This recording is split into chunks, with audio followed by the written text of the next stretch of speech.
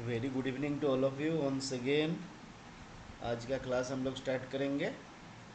Last class हम लोग कल किए थे, जहाँ पे हम लोग पोस्टल मैनुअल वॉल्यूम 3 को लेके हम लोग डिस्कशन स्टार्ट किए थे। तो आज पोस्टल मैनुअल वॉल्यूम 3 यानी कि डिसिप्लिनरी प्रोसीडिंग्स का सेकेंड क्लास रहेगा। और आज के क्लास में बेसिकली हम लोग पोस्टल मैनुअल वॉल्यूम 3 को डिस्कस ना करके 3 में जो रूल 14 और रूल 16 का चार्जशीट वगैरह किया जाता है, उसका डिटेल्स प्रोसीड्योर क्या होता है, कैसे इंक्वायरी होता है, बेसिकली रूल 14 रूल 16 है ना, और कुछ पोर्शन ऑफ रूल 15। तो यही चीज़ के ऊपर आज हम लोग डिस्कस करेंगे। 2021 में पोस्टल डायरेक्टोरेट के द्वारा इस मामले में, इस संदर्भ में एक आपका लेटर जारी किया गया था, है ना।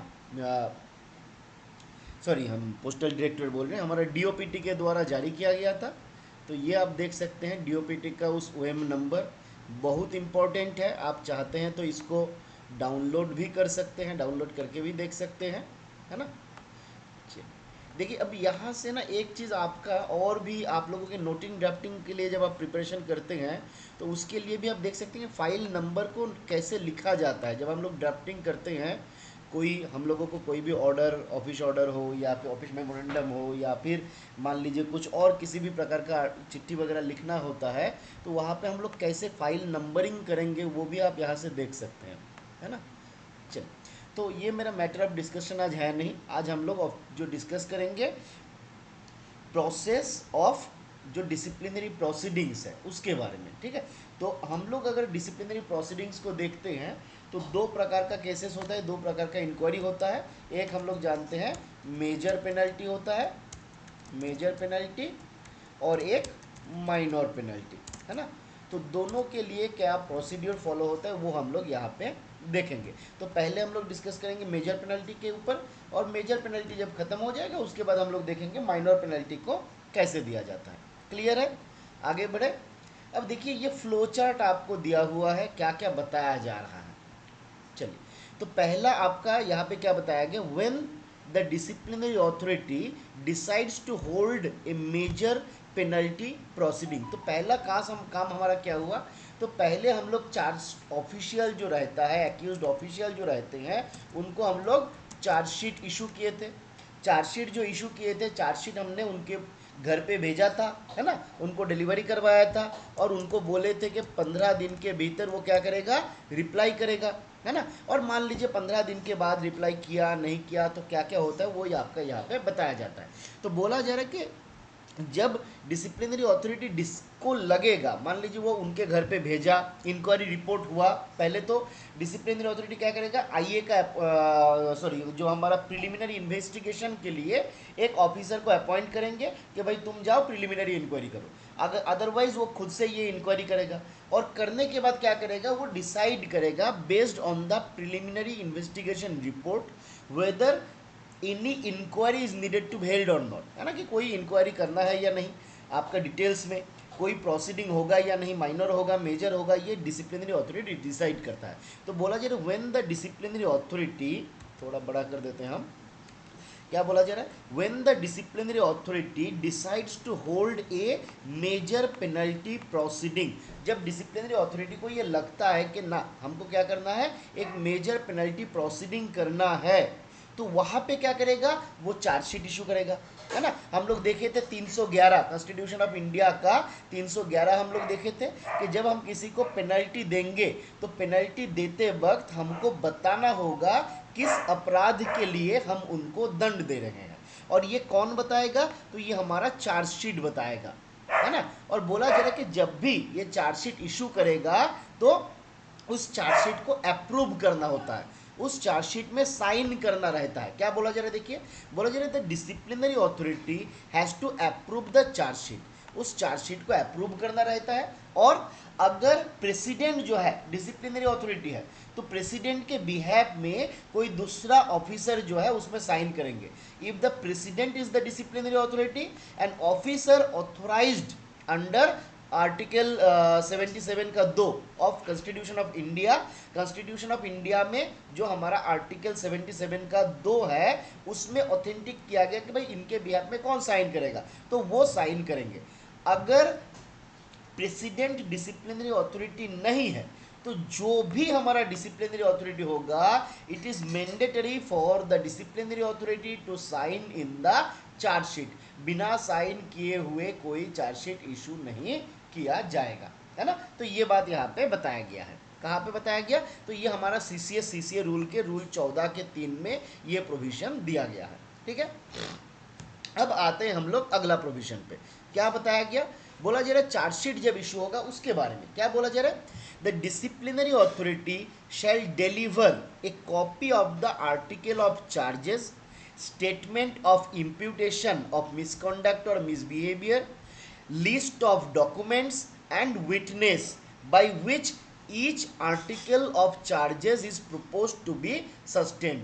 तो बेसिकली जब डिसिप्लिनरी अथॉरिटी चार्जशीट को इशू करेगा उसका कंटेंट क्या क्या रहेगा ये हमको बताया गया है सीसीए रूल के 14 के सब रूल 4 के ए में। क्या बोला गया? देखिए चार्जशीट के भीतर क्या क्या रहता है। तो चार्जशीट अगर हम देखते हैं तो एक चीज़ यहाँ पे हमारा बताया नहीं गया कि चार्जशीट खाली नहीं जाता है, उसके साथ जाता है एक मेमोरेंडम, उसके साथ एक मेमोरेंडम भी जाता है। आप देखिएगा एकदम शुरू वाला पेज जो रहता है जहाँ पे बोला जाता है कि डिसिप्लिनरी प्रोसीडिंग्स इनके खिलाफ किया जा रहा है, उसको हम लोग बोलते हैं मेमोरेंडम। अब मेमोरेंडम हो गया पहला वाला पन्ना। अब उसके बाद क्या आएगा? तो उसके बाद पहले क्या क्या चार्जेस है, आर्टिकल ऑफ चार्जेस है, उसका एक समरी, एक जिस्ट रहेगा। जैसे जैसे हम लोग कोई बुक पढ़ते हैं, आप सीसीए का किताब उठाइए, अब बचपन में बच्चों का कोई किताब उठाइए, तो पहले क्या रहता है? इंडेक्स रहता है। इंडेक्स में बोलता है कि भाई ये है, ये है, ये है। तो सिमिलरली आप मान लो कि चार्जशीट का जो हमारा पहला इंडेक्स होता है उसको हम लोग बोलते हैं आर्टिकल ऑफ चार्ज। तो बेसिकली वहां पे चार्ज ऑफिशियल के अगेंस्ट में कौन सा चार्ज लगाया गया, इसका जस्ट समरी इंडेक्स रहता है। ये हो गया चार्जशीट का चार्जेस का इंडेक्स। फिर उसी चीज को क्या किया जाता है? इलेबोरेट किया जाता है। और जो इलेबोरेट किया जाता है उसको हम लोग बोलते हैं स्टेटमेंट ऑफ, क्या बोला जाता है उसको? उसको हम लोग बोलते हैं स्टेटमेंट ऑफ इम्प्यूटेशंस ऑफ मिसकंडक्ट और मिसबिहेवियर। क्या बोलते हैं? स्टेटमेंट ऑफ इम्प्यूटेशंस ऑफ मिसकंडक्ट और मिसबिहेवियर। तो जो मिसकंडक्ट या मिसबिहेवियर हुआ है उसका इम्प्यूटेशंस बोला जाता है इसको, ठीक है। तो ये गया दो पार्ट। और क्या क्या रहता है? तो ये दो गया। उसके बाद हमारा रहेगा एक लिस्टेड डॉक्यूमेंट और एक लिस्टेड विटनेस। चलिए एक काम करते हैं, साथ ही साथ हम एक आपका ये भी खोल लेते हैं, वर्ड पैड भी खोल लेते हैं, तब आप लोगों को थोड़ा समझने में आसानी होगा, ठीक है। ऐसे समझने में दिक्कत नहीं हो रहा है ना? जो बोल रहे हैं क्लियर हो रहा है आप लोगों को? फिलहाल बताइए, अभी तक जो बोल रहे हैं रिपीट करेंगे हम, अग्निव जी चिंता मत करिए।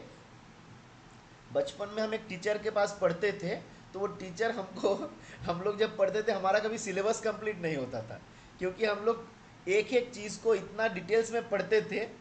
तो फाइनली जाके ऐसा होता था कि एग्ज़ाम के टाइम पे आधा सिलेबस कंप्लीट हुआ। पर हम लोगों को ऐसा करने से नहीं चलेगा, सिलेबस भी कंप्लीट करना रहेगा और साथ में इसको भी लेके आगे बढ़ना पड़ेगा। कंफ्यूजिंग ऑन, चलिए कोई कंफ्यूजिंग नहीं है अग्निव जी, कोई कंफ्यूजन नहीं है, बस हम आपको अभी बता रहे हैं। आप अभी हमको, चलिए इंटर स्क्रीन कर देते हैं हम, ठीक है। चलिए विड्रॉल कहाँ कहाँ क्या क्या आया।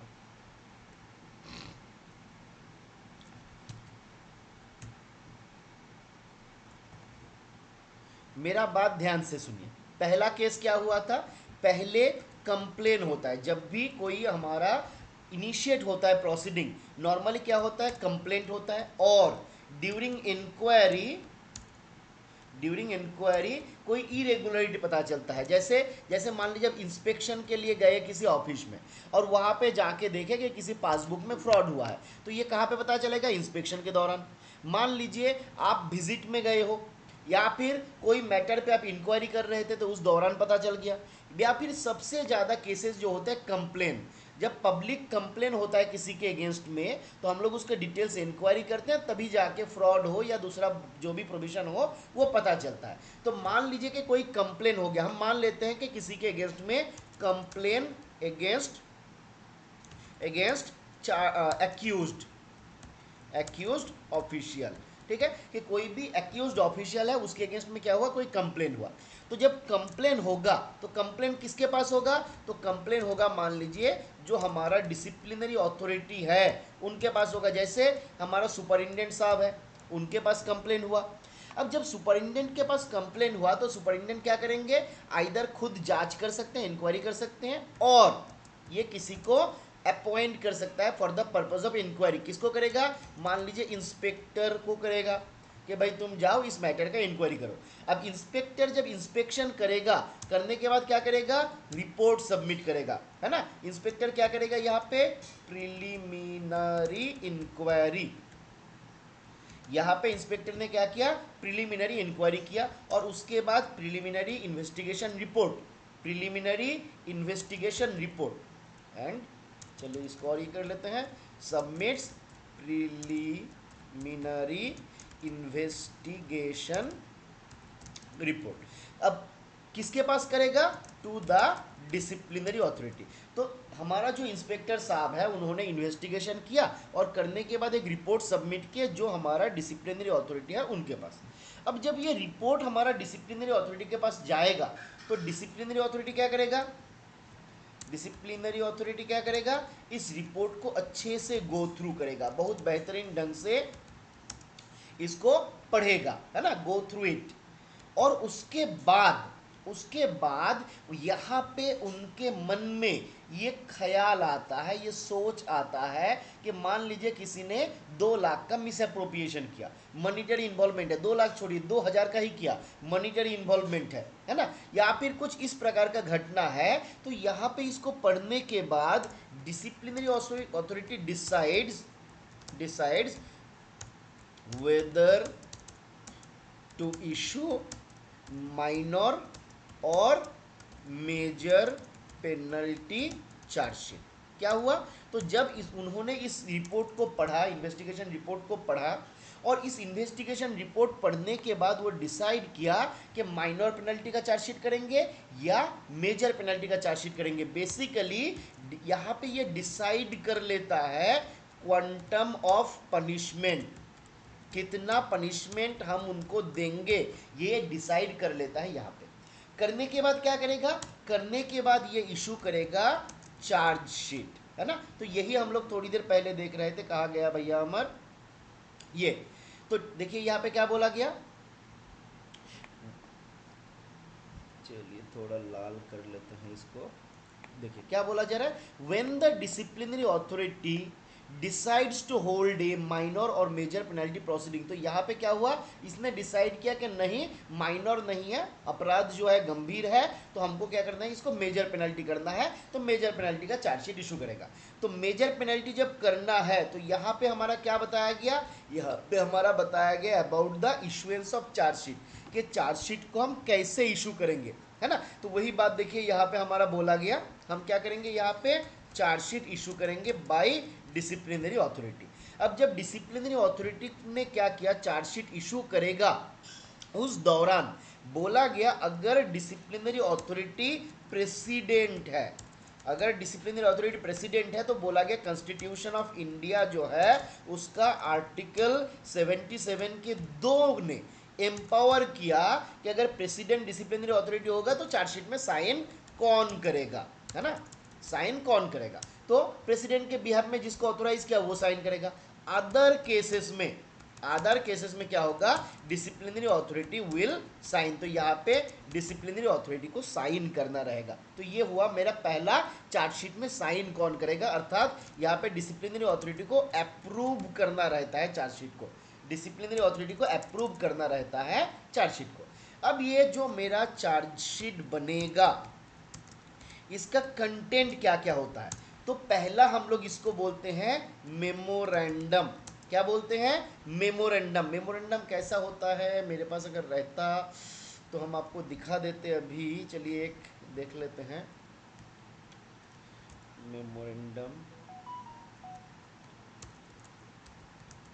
Of major penalty chargesheet.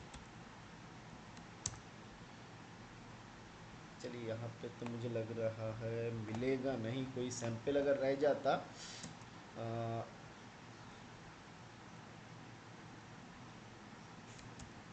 चलिए देखते हैं, इधर मिल गया तो अच्छा है, नहीं तो हम आपको और शेयर कर देंगे। यहाँ पे कहाँ गया,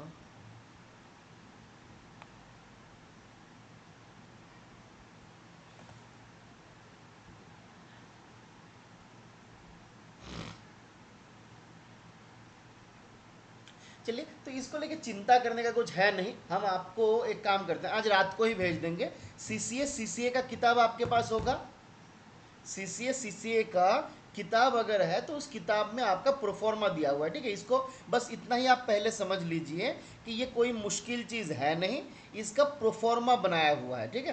तो पहले हम क्या करेंगे, proforma given in CCA book, ठीक है। तो इसका प्रोफॉर्मा सीसीए का जो किताब है उस बुक में दिया हुआ है। मैं एक बार काम करता हूँ, आपको थोड़ा सा इसको पढ़ के बता देता हूँ कि किस प्रकार से ये होता है, ठीक है। यहाँ पे हम कल ही आप लोगों को बोले थे, एक इस सीसीएस का जो बुक होता है उसमें एक आता है आपका फॉर्म्स बोल के चैप्टर है, उस फॉर्म्स के भीतर आपको मिल जाएगा मेमोरेंडम। तो देखिए जैसे हम यहाँ पे आपको आज रात को ही भेज देंगे, मेमोरेंडम कैसा होता है। तो बोला जा रहा है प्रेसिडेंट और undersigned proposes to hold an inquiry against Shri, उसके बाद एक ब्लैंक स्पेस दिया हुआ है, तो आपको क्या करना है, उनका नाम बिठा देना है। अंडर रूल 14 है ना, of the central civil service classification control and appeal rules 1965, फिर फलाना ढंकाना जो है एनेक्सर 1 एनेक्सर 2 एनेक्सर 3 4, ये सारा चीज़ बताया हुआ है। उसके बाद फिर एक फिल इन द ब्लैंक्स। तो इसी प्रकार से इसमें खाली आपको कुछ नहीं करना है, खाली नाम डालना रहता है कि किसके अगेंस्ट में चार्जशीट इशू हो रहा है, बाकी कोई चेंज आपको यहाँ पे नहीं करना है। लास्ट में जाके जो डिसिप्लिनरी अथॉरिटी है वो साइन करेगा। तो मेमोरेंडम जो है स्टैंडर्ड प्रोफॉर्मा है, सेम है सबके लिए, ठीक है। तो आपको खाली यहाँ पे जाके 1 2 3 4 जगह पे चार्ज ऑफिशियल का जो नाम है और उनका जो डिजिग्नेशन है ये आपको देना रहेगा, ठीक है। तो हमारा मेमोरेंडम जो है बन जाएगा। अब मेमोरेंडम जब बन जाता है इसके बाद आता है 4 एनेक्स्चर, ठीक है। तो यहाँ पे हम माइनर पेनल्टी नहीं मेजर पेनल्टी का बात कर रहे हैं। कितना एनेक्सर रहेगा, तो यहाँ पे टोटल 4 एनेक्सर रहेगा, जिसके भीतर एनेक्सर 1 क्या होता है, तो एनेक्सर 1 होता है article of charges, article of charges, जहां पे समराइज्ड वे में कौन सा चार्जेस फ्रेम किया गया ये बताया गया। बेसिकली हम इसको कैसे याद रखते हैं, ये चार्ज का इंडेक्स है, ठीक है। अब क्या होता है एनेक्सर 2, एनेक्सर 2 क्या होता है, तो एनेक्सर 2 को हम लोग क्या बोले कि मेमोरेंडम ऑफ, क्या बोले हम लोग एनेक्सर 2 को, एनेक्सर 2 को हम लोग क्या बोले, तो एनेक्सर 2 को हम लोग बोले statement of imputation of misconduct और मिसबिहेवियर। क्या हो गया, statement of imputation of misconduct और मिस बिहेवियर, ठीक है। तो बेसिकली ये क्या है, तो यहाँ पे जो जो चार्जेस हमने उनके ऊपर लगाया, कैसे लगाया, उसका डिटेल्स यहाँ पे दिया हुआ जाता है। कि जैसे मान लीजिए ये हमारा जो एसपीएम है, जब इस पोस्ट ऑफिस में इस तारीख से लेके इस तारीख तक काम कर रहा था, तो वहाँ पे एक कस्टमर इस तारीख को अपना पासबुक लेके, जिसका खाता संख्या है ये, लेके हमारे पोस्ट ऑफिस में आया था, और हमारा एसपीएम साहब जो है उनको, पोस्ट मास्टर जो है, पोस्टल असिस्टेंट जो है, उनको मान लीजिए 2000 रुपया और साथ में पासबुक दिया। उन्होंने क्या किया, ये पासबुक में उन्होंने एंट्री किया, उसमें डेट स्टैंप लगाया, इनिशियल किया और पासबुक जो है वापस कर दिया, पर उस पैसे को उन्होंने अकाउंट फॉर नहीं किया। उस दिन का डेली अकाउंट देखा गया, उस दिन का जो हमारा मान लीजिए एलओटी वगैरह आता है वो सब देखा गया, कहीं पे वो अमाउंट जो है रिफ्लेक्ट नहीं हुआ। हेंस ये प्रतीत होता है कि उन्होंने, ही हैज़ फेल्ड, है ना, to credit that amount to the government account, वो करने से फेल किया है। मतलब अकॉर्डिंगली हम लोग क्या देखते हैं कि मान लीजिए इनके ऊपर integrity, devotion to duty, do nothing which is unbecoming government servant, ये सारा चार्जेस वगैरह है इनके ऊपर लगाया जाता है। तो यहाँ पे बेसिकली क्या बोला गया कि कैसे ये आर्टिकल ऑफ चार्जेस इनके ऊपर एप्लीकेबल है। तो यहाँ पे आ गया समरी यानी कि इंडेक्स, और यहाँ पे आ गया डिटेल्स, ठीक है, ये हो गया डिटेल्स। अब आते हैं हम लोग एनेक्सर 3, सॉरी एनेक्सर 3, ये क्या बताता है, एनेक्सर 3 देखिए हमको क्या बोल रहा है, ये हमको बताता है लिस्टेड डॉक्यूमेंट, एनेक्सर 3 हमको क्या बताता है? एनेक्सर 3 हमको बताता है list of document by which the article of charge frame against the delinquent official, है ना। तो कौन सा डॉक्यूमेंट है जिसके आधार पे हम केस को प्रूव करेंगे? तो यहाँ पे क्या हो गया? Listed documents. याद रहेगा एनेक्सर 3 क्या है? Listed documents. आप इसको ऐसे याद रख सकते हो 3D। हम लोग 3D मूवी देखने के लिए जाते हैं। अभी कल की किसने किसने देखा? एक बार पब्लिक चैट में बताइए तो, कल की मूवी किसने किसने देखा? अग्निव जी देखे हैं क्या?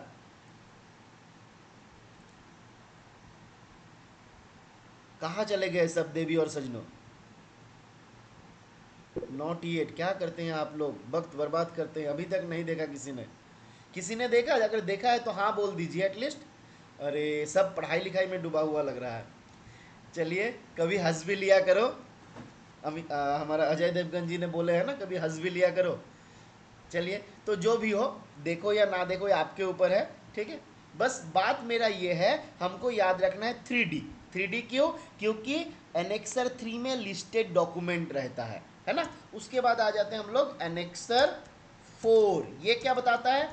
ये रहता है लिस्टेड या लिस्ट ऑफ विटनेस, है ना।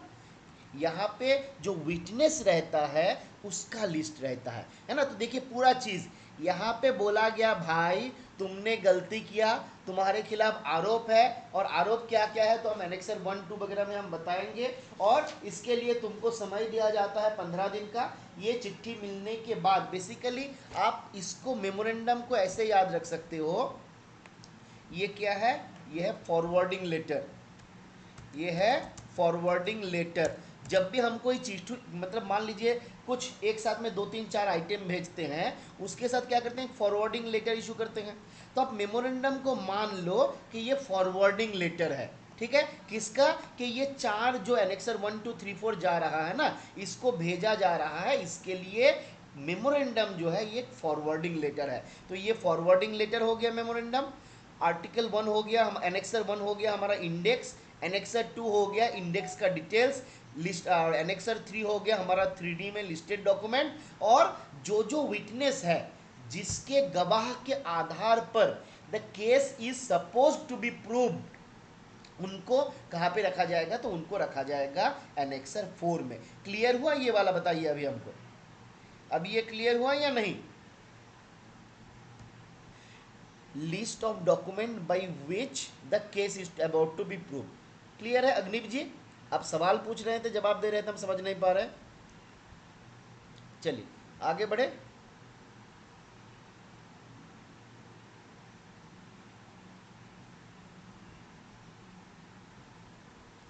चलिए तो आगे बढ़ते हैं हम लोग आगे। तो ये हम लोग 3 स्टेप देख लिए हैं, ये वाला, ये वाला, ये वाला। अब देखिए, अब आता है इंटरेस्टिंग। देखिए इसको ध्यान दीजिए। इसको किस लिए ध्यान देना है? एक तो एग्जाम पॉइंट ऑफ व्यू से, दूसरा जिंदगी में कभी भी जरूरत हो सकता है। याद रखिए, डिपार्टमेंट में जो लोग डिसिप्लिनरी मैटर्स को बहुत अच्छे से जानता है ना, ये बहुत बेहतरीन काम देता है उन लोगों को, ठीक है। तो ध्यान रखना है इसको। क्या क्या बोला गया देखिए, आगे बढ़ते हैं हम लोग। अब बोला गया जब ये चार्जशीट इशू करेंगे हम, तो चार्जशीट इशू करते वक्त उनको टाइम देंगे।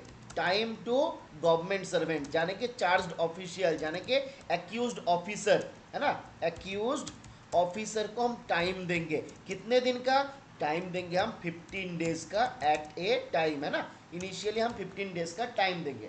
और ये टाइम जो है फर्दर 15 और 15 टोटल 45 डेज तक हो सकता है, नॉट एक्सीडिंग 45 डेज। इससे ज़्यादा नहीं हो सकता है। एट ए टाइम 15 दिन से ज़्यादा हम समय नहीं देंगे। और दे के हम क्या बोलेंगे? बोलेंगे भैया तुम अपना डिफेंस स्टेटमेंट जो है सबमिट करो। इसको हम क्या बोलेंगे?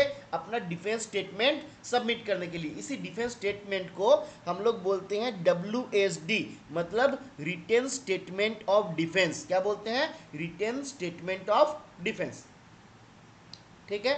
इसको हम लोग बोलते हैं रिटेन स्टेटमेंट ऑफ डिफेंस। तो रिटेन स्टेट, आपसे सवाल पूछा जा सकता है एग्जाम पे, ये बहुत इंपॉर्टेंट है। रिटेन स्टेटमेंट ऑफ डिफेंस देने के लिए मैक्सिमम कितने दिन का सीलिंग रहता है?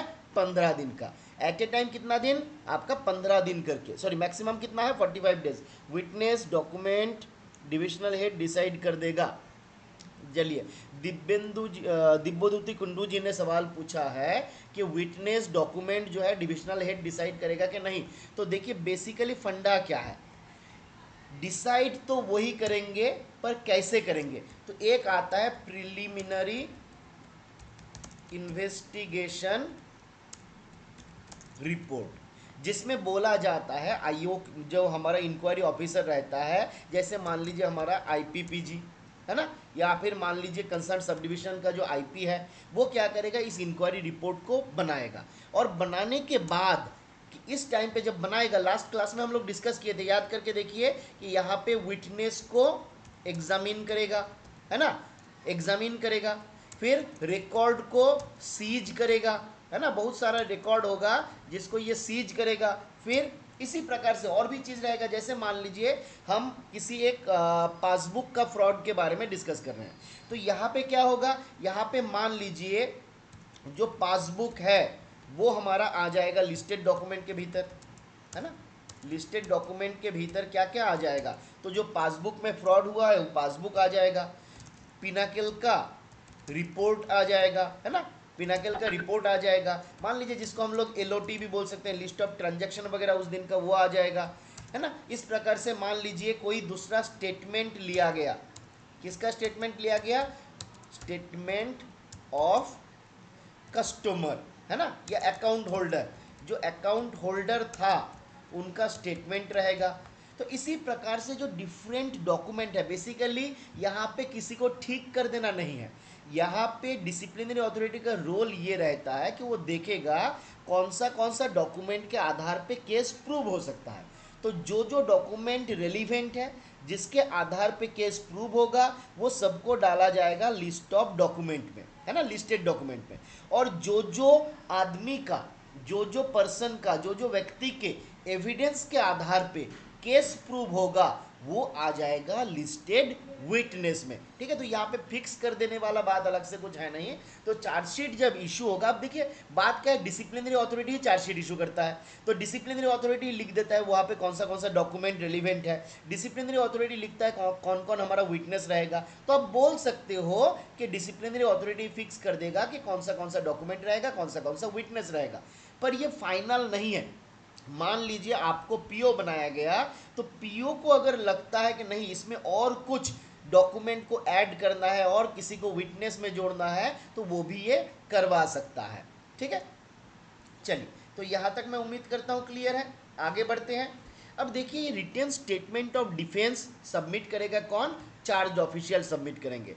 तो बोला जा रहा है on receipt of article of charges the government servant shall submit his written statement of defence within a period of 15 days. कितने दिन के भीतर उनको सबमिट करना रहेगा, तो 15 दिन के भीतर सबमिट करना रहेगा। अब किसी कारणवश, है ना, ऑन वैलिड ग्राउंड अगर ये सबमिट नहीं कर पाता है, this may be extended for a another period of 15 days at A time, but not exceeding 45 days in total. तो टोटल में 45 डेज से ज़्यादा एक्सीड नहीं करेगा, एट ए टाइम 15 दिन से ज़्यादा समय नहीं दिया जाएगा। इसके भीतर उनको क्या करना रहता है, उनको रिटन स्टेटमेंट ऑफ डिफेंस जो है सबमिट करना रहेगा। अब मान लीजिए ये काम है, कौन सबमिट करेगा, सीओ सबमिट करेगा। अब यहाँ पे 3 केस हो सकता है, यहाँ पे 3 केस देखिए हो सकता है जो दिखाया गया, क्या क्या। तो नंबर 1 केस आया, if all the article of charges have been admitted. तो यहाँ पे हमने क्या किया, चार्जशीट किया, और यहाँ पे जो चार्ज ऑफिशियल है उन्होंने क्या किया, उन्होंने सारा आर्टिकल ऑफ चार्जेस जो है, सारा एलिगेशन जो है मान लिया कि हाँ साहब हमसे गलती हो गया, है ना। तो ये सारा आर्टिकल ऑफ चार्जेस जो है मान लिया। तो अगर ये मान लेते हैं कहाँ पे, इनका रिटर्न स्टेटमेंट ऑफ डिफेंस में, तो बोला जा रहा है डीए यानी कि disciplinary authority records it's finding and shall act in a manner laid down in rule 15 में जो प्रोसीड्योर दिया गया, तो 15 में क्या बोला गया, तो 14 में हमारा बताया गया कि आयोग के पास से डिसिप्लिनरी अथॉरिटी के पास रिपोर्ट जाएगा, और 15 हमको बताता है एक्शन टू बी टेकन, है ना, 15 हमको बताता है action to be taken on inquiry report, inquiry report के ऊपर एक्शन कैसे लेना है, काम क्या करना है, वो 15 बताता है। तो यहाँ पे मान लो हमारा आईओ क्या करेगा, वो रिपोर्ट देगा कि केस प्रूव्ड है या नॉट प्रूव्ड है। तो जब चार्ज ऑफिशियल ने एक्सेप्ट कर लिया केस ही, मैंने कि वो एलिगेशन, मैंने सारा एलिगेशन को अगर मान लिया, मतलब क्या हो गया, मतलब ये है कि the case is proved, all the charges are proved, है ना। तो यहाँ पे बोला गया कि डिसिप्लिनरी अथॉरिटी जो है अपना फाइंडिंग देगा, है ना, एज पर रूल 15 जो बोला गया उसके तहत। अब आते हैं, ये पहला केस गया था जहां पे चार्ज मान लिया गया था बाय द सीओ। अब सेकेंड केस आता है, ये charge accepted. Second case, if the charges have not been admitted by GS and DA accepted the reply. क्या हुआ, तो यहाँ पे बोल रहा है कि चार्ज जो है, मान लीजिए हमारे अगेंस्ट में आरोप था कि हमने लेट ऑफिस आया, हमने लेट ऑफिस आया, या फिर मान लीजिए कि हमारे ऊपर आरोप है कि हम किसी पार्टिकुलर डे में कोई फ्रॉड किए हैं, ठीक है। अब उसके बाद क्या हुआ, हमने जब अपना रिप्रेजेंटेशन दिया तो रिप्रेजेंटेशन में हमने बताया कि सर उस दिन देखिए मेरा छुट्टी लिया हुआ था, हम घर थे, है ना, हम यहाँ पे कश्मीर घूमने गए थे, या फिर नॉर्थ ईस्ट घूमने गए हुए थे, एलटीसी लेके गए हुए थे। तो हम जब एलटीसी लेके नॉर्थ ईस्ट या अंडमान या कश्मीर घूम रहे हैं तो कैसे मेरे द्वारा ये फ्रॉड होता है ना। तो मान लीजिए हमने अपना रिप्रेजेंटेशन दिया, और रिप्रेजेंटेशन देने के बाद जो हमारा डिसिप्लिनरी अथॉरिटी है उनको भी लगता है कि बात तो बंदा सही बोला, यानी कि ये मैटर जो है आपका कन्विंसिंग है। तो अगर हमारा डिसिप्लिनरी अथॉरिटी कन्विंस हो जाते हैं, एक्सेप्ट कर लेता है मेरा रिस्पॉन्स को, तो वो क्या करेगा, चार्जेस को ड्रॉप कर सकता है। और इसको और एक अच्छा भाषा में अगर हम बोलेंगे तो यहाँ पे वो चार्ज ऑफिशियल को एग्जोनरेट कर सकता है, एग्जोनरेट कर सकता है, ठीक है। तो यहाँ पे एग्जोनरेट किया जा सकता है। तो पहला केस क्या था, पहला केस था जहाँ पे all the charges has been accepted, तो यहाँ पे ये पनिशमेंट अवॉर्ड करेगा, basically punishment to be awarded, ठीक है। पहला केस क्या था कि सारा चार्जेस एक्सेप्ट कर लिया गया, तो यहाँ पे हम क्या करेंगे, पनिशमेंट अवॉर्ड करेंगे। सेकेंड केस क्या हुआ, उन्होंने माना नहीं और हमने उनके रिप्रेजेंटेशन से संतुष्ट हो गए, तो यहाँ पे हम चार्जेस को आइदर ड्रॉप कर देंगे या फिर हम उनको एग्जोनरेट कर देंगे कि भाई नहीं, इनका कोई दोष नहीं था।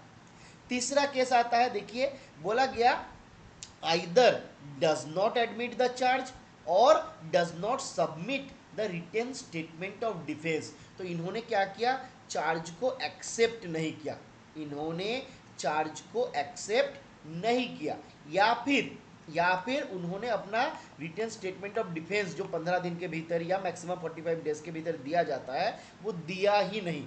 तो चार्ज एक्सेप्ट नहीं किया या फिर रिप्रेजेंटेशन दिया ही नहीं, दोनों केस में हम क्या करते हैं, हम लोग रूल 14 का इंक्वायरी जो है आईओपीओ के थ्रू चलाते हैं। तो अगर इसने कुछ भी नहीं किया तो यहाँ पे क्या होगा, यहाँ पे आप याद रखिए, ये तीसरा वाला केस है, यहाँ पे आईओपीओ का अपॉइंटमेंट होगा, है ना, आईओपीओ टू बी अपॉइंटेड, क्लियर है। तो तीसरा केस में क्या होगा, आईओपीओ का अपॉइंटमेंट यहाँ पे होगा, ठीक है।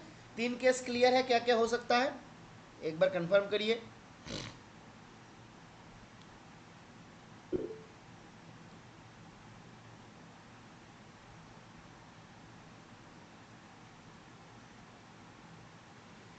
सवाल आपका क्लियर नहीं हुआ Agniv ji. Annexure 3 annexure 4 can not be added any document और witness by disciplinary authority himself only basis on the preliminary investigation report. देखिए ऐसा कुछ है नहीं Agniv ji, preliminary inquiry report जो है वो आधार है, उसके आधार पे चार्जशीट बनता है, ठीक है।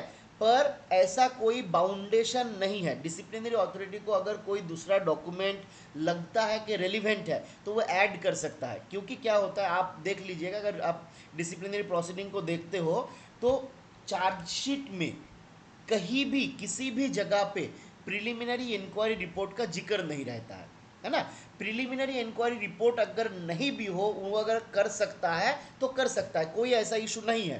पर नॉर्मली क्या होता है, उसी में सारा चीज़ बोला जाता है, इसलिए उसके आधार पे हम लोग करते हैं।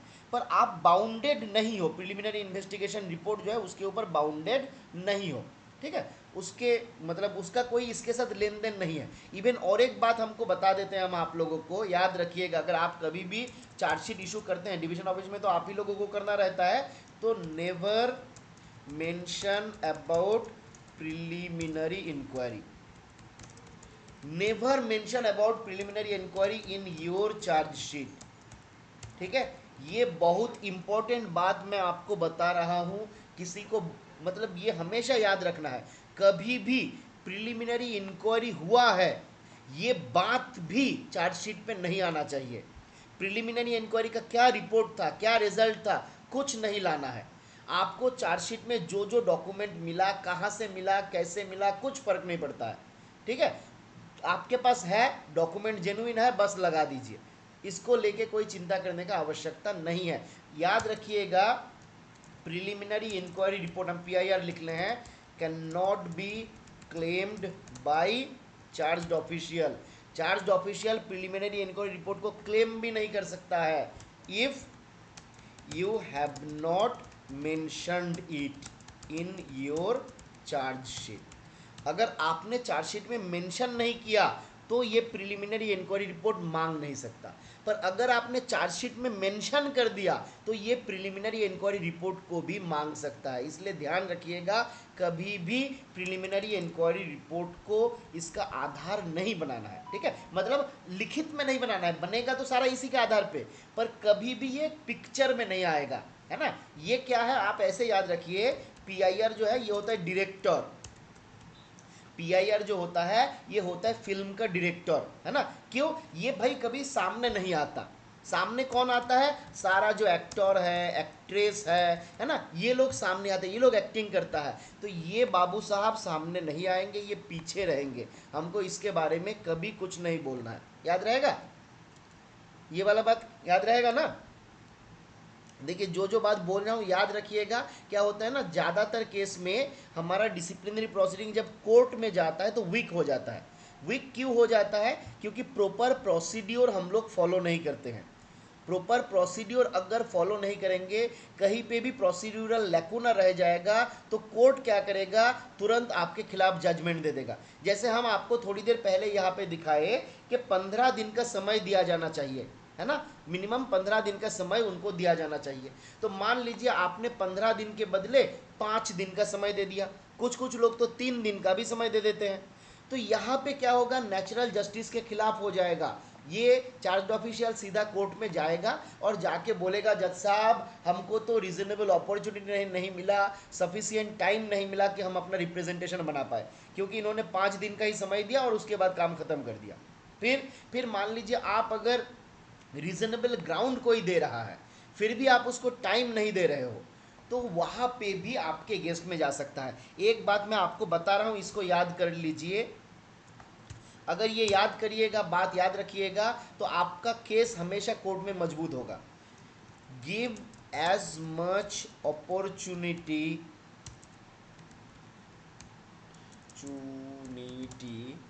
As you can to the accused official और चार्ज ऑफिशियल। क्या लिखे हैं हम, give as much opportunity as you can to the accused official और चार्ज ऑफिशियल। वो हमेशा उनको ज़्यादा से ज़्यादा मौका दीजिए। क्यों, क्योंकि जितना मौका आप ड्यूरिंग इंक्वायरी उनको दीजिएगा, उतना कम मौका उनको कोर्ट में मिलेगा। यहाँ पे क्या होता है ना, बचपन में आप वीडियो गेम खेले हैं किसी ने, वीडियो गेम्स, है ना, वीडियो गेम्स में क्या होता है, लाइफ रहता है। एक आदमी के पास 3 4 या 5 6 मान लीजिए लाइफ रहता है। तो जितना लाइफ वो यूज़ करते जाता है उसका लाइफ ख़त्म होते जाता है।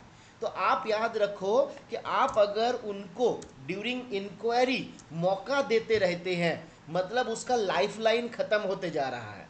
कोर्ट में जब जाएगा, कोर्ट बोलेगा तुमको तो इतना मौका दिया गया, फिर भी तुम मेरे पास आ गए, है ना। तो याद रखना है, यहाँ पे अगर आप मौका नहीं दीजिएगा, जैसे आपसे उन्होंने डॉक्यूमेंट मांगा कि सर हमको ये डॉक्यूमेंट दे दिए, और आप क्या करिएगा, तुरंत बोल दीजिए नहीं कुछ नहीं देंगे। और देखिए ये हम लोग ना हमेशा उल्टा चलते हैं। हम लोग हमेशा डिसिप्लिनरी प्रोसीडिंग का इंक्वायरी जब रहता है वहाँ पे रिजिड रहते हैं कि जैसे तैसे करके चार्ज प्रूव करना ही करना है। चार्ज ऑफिशियल मतलब सूली पे उसको चढ़ाना ही चढ़ाना है ना। तो चढ़ाना है, अगर दोष किया है 100% उसको हमको चढ़ाना है, but following the proper procedure, reasonable opportunity हमको उनको देना है, नेचुरल जस्टिस के खिलाफ नहीं जाना है। 2-3 चीज आपको हमेशा याद रखना रहेगा। ठीक है, आगे बढ़ते हैं हम लोग। चलिए, तो यहां तक हम लोग देखे थे। अब क्या आ रहा है, बोला जा रहा है, देखिए, disciplinary authority may itself inquire into the article of charges.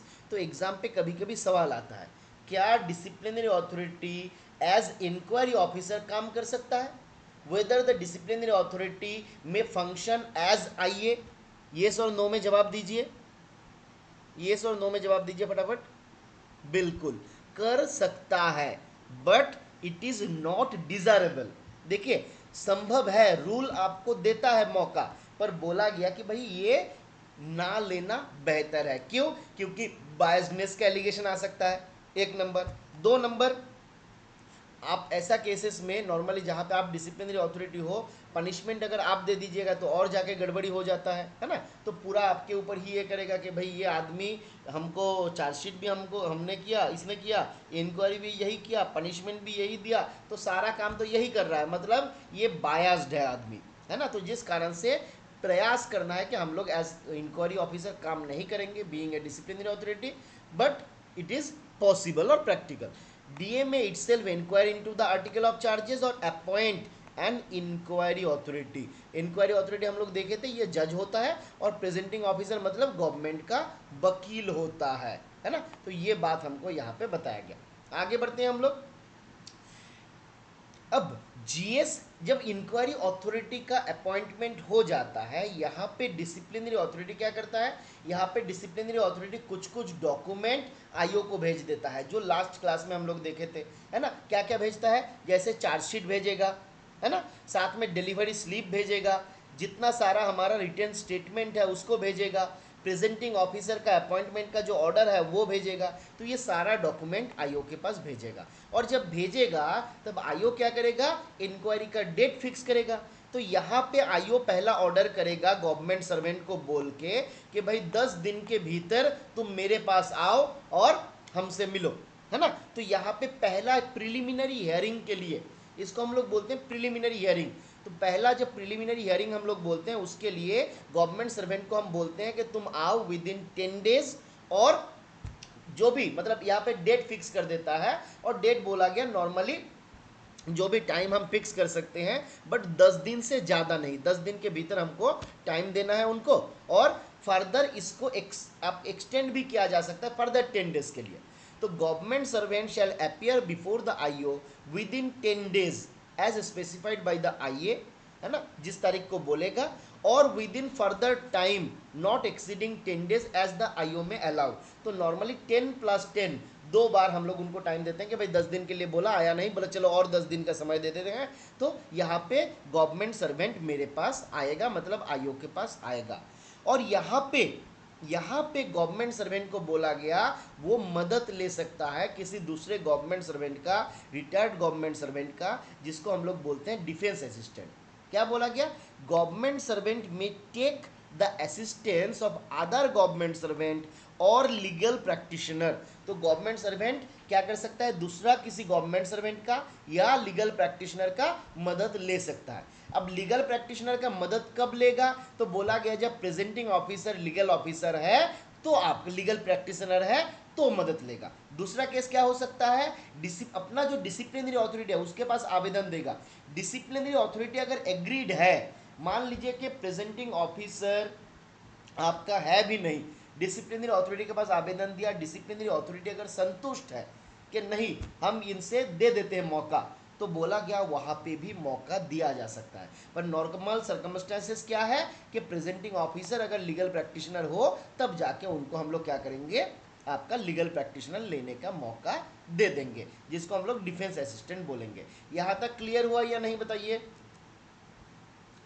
यहाँ तक क्लियर है? ज़्यादा कष्ट तो नहीं हो रहा है ना? थोड़ा थोड़ा मज़ा मिल जाए या पूरा बोरिंग लग रहा है बताइए। कॉम्प्लिकेटेड? एक बार थोड़ा सा बता दीजिए क्या हालत है आप लोगों का। अच्छा चलिए बताइए तो, चार्जशीट जब हम बनाएंगे एनेक्सर 3 में क्या रहेगा? चार्जशीट के, अच्छा लिपन को इजी लग रहा है, चलिए एनेक्सर 3 में रहेगा लिस्ट ऑफ डॉक्यूमेंट। चलिए वेरी गुड। अच्छा बताइए हमारा एनेक्सर 1 में क्या रहेगा? एनेक्सर 1 में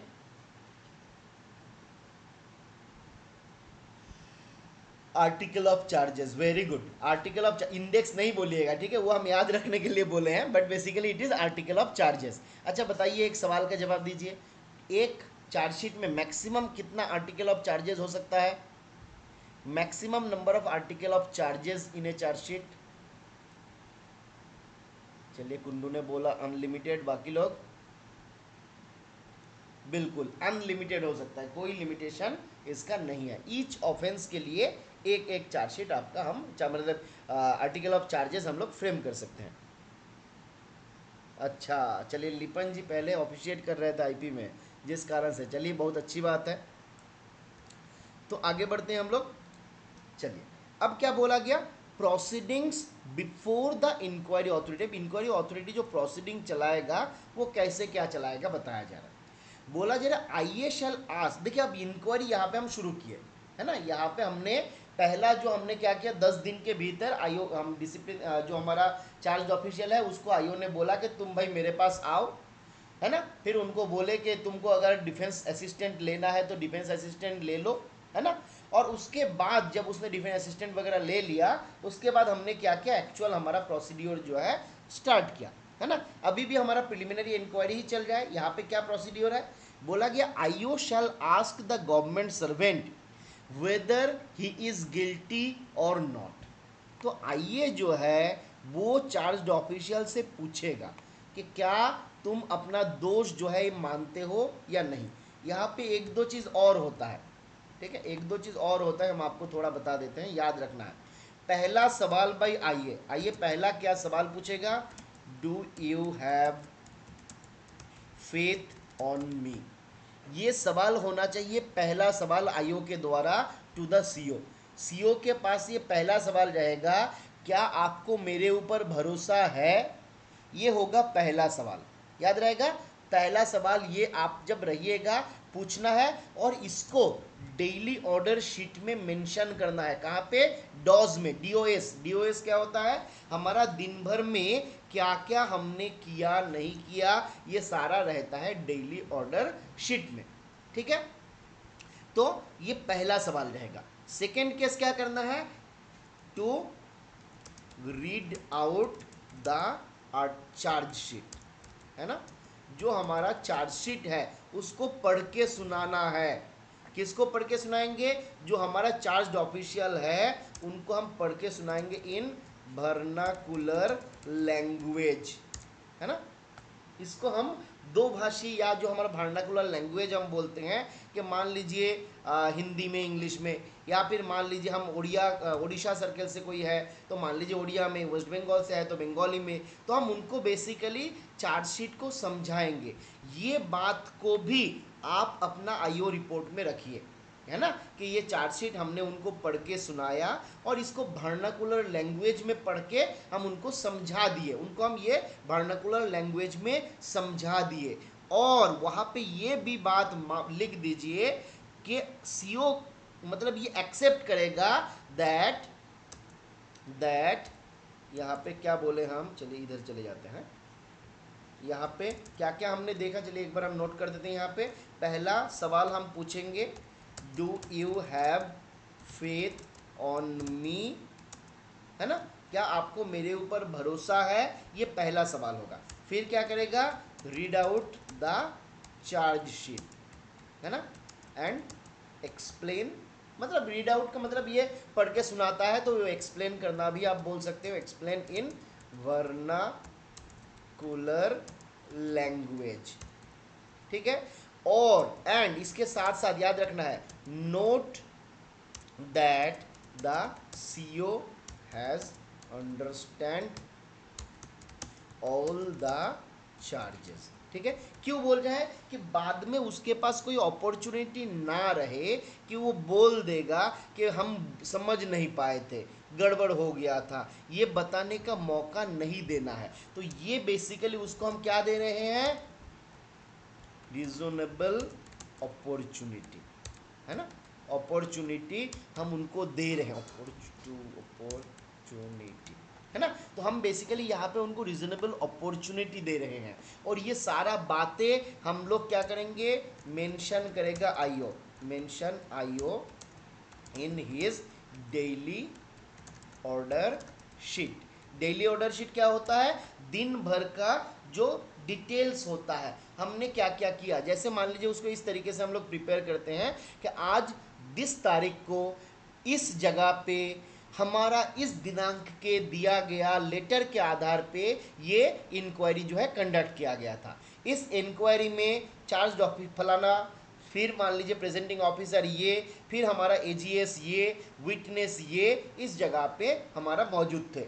फिर इस दौरान इस विटनेस का एग्जामिनेशन हुआ, है ना, चार्ज पीओ के द्वारा विटनेस को प्रोड्यूस किया गया, उनको एग्जामिनेशन किया गया, एग्जामिनेशन इन चीफ हुआ, क्रॉस एग्जामिनेशन हुआ, री एग्जामिनेशन हुआ, री क्रॉस हुआ, आईओ के द्वारा सवाल पूछा गया। तो जो जो है मान लीजिए सारा कुछ इंक्वायरी वगैरह किया गया, और इसको थोड़ा समराइज करते हुए तो ये क्या हुआ, देखिए सारा दिन का जो घटना है उसका एक ब्यौरा हम यहाँ पे दे दिए कि क्या क्या हुआ था, है ना। इसके साथ साथ और क्या आएगा, मान लीजिए if anything was asked by CO और पीओ। मान लीजिए सीओ और पीओ ने कुछ मांगा था, उन्होंने कोई रिप्रेजेंटेशन दिया था, है ना, कि इस तारीख को मान लीजिए ये ना किया जाए, मीटिंग हेल्ड अप किया जाए, या मान लीजिए कुछ और टाइम दे दीजिए, है ना, लिस्टेड डॉक्यूमेंट, एडिशनल डॉक्यूमेंट मांग लिया, विटनेस मांग लिया। तो जो भी होगा, all incident of during inquiry, है ना, इंक्वायरी के दौरान जो भी हमारा प्रोसीड्योर चलेगा वो सारा यहाँ पे हमारा लिखना रहता है, ठीक है, डेली ऑर्डर शीट में। तो क्लियर हुआ डेली ऑर्डर शीट क्या है। अच्छा चलिए एक बात का जवाब दीजिए, फर्स्ट लिपॉन जवाब देगा इसका, फर्स्ट डॉज कब प्रिपेयर किया जाता है, फर्स्ट जो डेली ऑर्डर शीट रहेगा इसको कब प्रिपेयर किया जाता है, लिपॉन जवाब देगा, बाकी लोग भी बता दीजिए। देखिए कुंडू जी, अगर वो ना बोल दिया तो उनको बोल देना है कि भैया चलो तो तुम एक काम करो, तुम बायसनेस का एलिगेशन लाओ मेरे अगेंस्ट में। अगर उनको मेरे ऊपर भरोसा नहीं है तो बाद में वहाँ पे अगर फिर भी आप इंक्वायरी करिएगा तो वहाँ पे तो बाद में वो बोलेगा ना कि इसके ऊपर मेरा भरोसा ही नहीं था, ये आदमी पूरा बायस था। तो उनको क्या करना है, अगर उनको मेरे ऊपर भरोसा नहीं है तो कारण बताते हुए डिसिप्लिनरी अथॉरिटी के पास बायसनेस का एलिगेशन लाना है, और बायसनेस का एलिगेशन जब भी लाया जाएगा तो आईओ को हटा दिया जाएगा, दूसरा आईओ का अपॉइंटमेंट होगा, वो इंक्वायरी करेगा। ठीक है, क्लियर है कुंडू जी। अगर हमारे ऊपर एक्सेप्ट ये नहीं करता है तो केस वहीं पे ख़त्म करना है, हमको इंक्वायरी नहीं करना है। चलिए, डेली ऑर्डर शीट फास्ट कब इशू होता है, तो याद रखिएगा इसको क्या बोला जाता है, date of receiving of appointment order by IO from disciplinary authority. Clear है, ये याद रखिए। फर्स्ट डेली ऑर्डर शीट कब बनेगा, तो जिस दिन आईओ को डिसिप्लिनरी अथॉरिटी के पास से अपॉइंटमेंट ऑर्डर मिलेगा उसी दिन पहला डेली ऑर्डर शीट रहेगा। इसमें साइन होगा, साइन बाय आईए ओनली। ये फर्स्ट वाला डेली ऑर्डर शीट जो है इसमें केवल आईए का साइन रहेगा। सब्सिक्वेंट जो भी मतलब मान लीजिए डेली ऑर्डर शीट वगैरह रहेगा, अगर उसमें दूसरा लोग प्रेजेंट रहेगा तो उनका भी साइन उसमें रहेगा। ये बेसिकली क्या होता है, हमारा केस में जो प्रोग्रेस होता है, प्रोग्रेस ऑफ केस जो है टू बी नोटेड। ठीक है, तो ये हमारा डेली ऑर्डर शीट में रहता है। चलिए आगे बढ़े, बताइए एक बार, थोड़ा सा कॉम्प्लिकेटेड है, आप लोग सवाल पूछते रहिएगा तो हम बताते रहेंगे तो आप लोगों को क्लियर होते रहेगा। ठीक है, तो यहाँ पे अब क्या क्या हमने देखे, तो ये हम लोग ये सारा चीज़ देख लिए कि हाँ वो बोलेगा कि भाई तुमको मेरे ऊपर भरोसा है कि नहीं, उसको पढ़ के सुनाएगा, और सुनाने के बाद जब ये चार्ज मान लेगा कि हाँ हमने सारा आर्टिकल ऑफ चार्जेस समझ लिए, उसके बाद वो पूछेगा कि डू यू फील गिल्टी और नॉट, क्या आप इस दोष में आप अपना गिल्टी मानते हो या नहीं, है ना, weather he is pleading the guilty और नॉट, ये यहाँ पे पूछा जाएगा।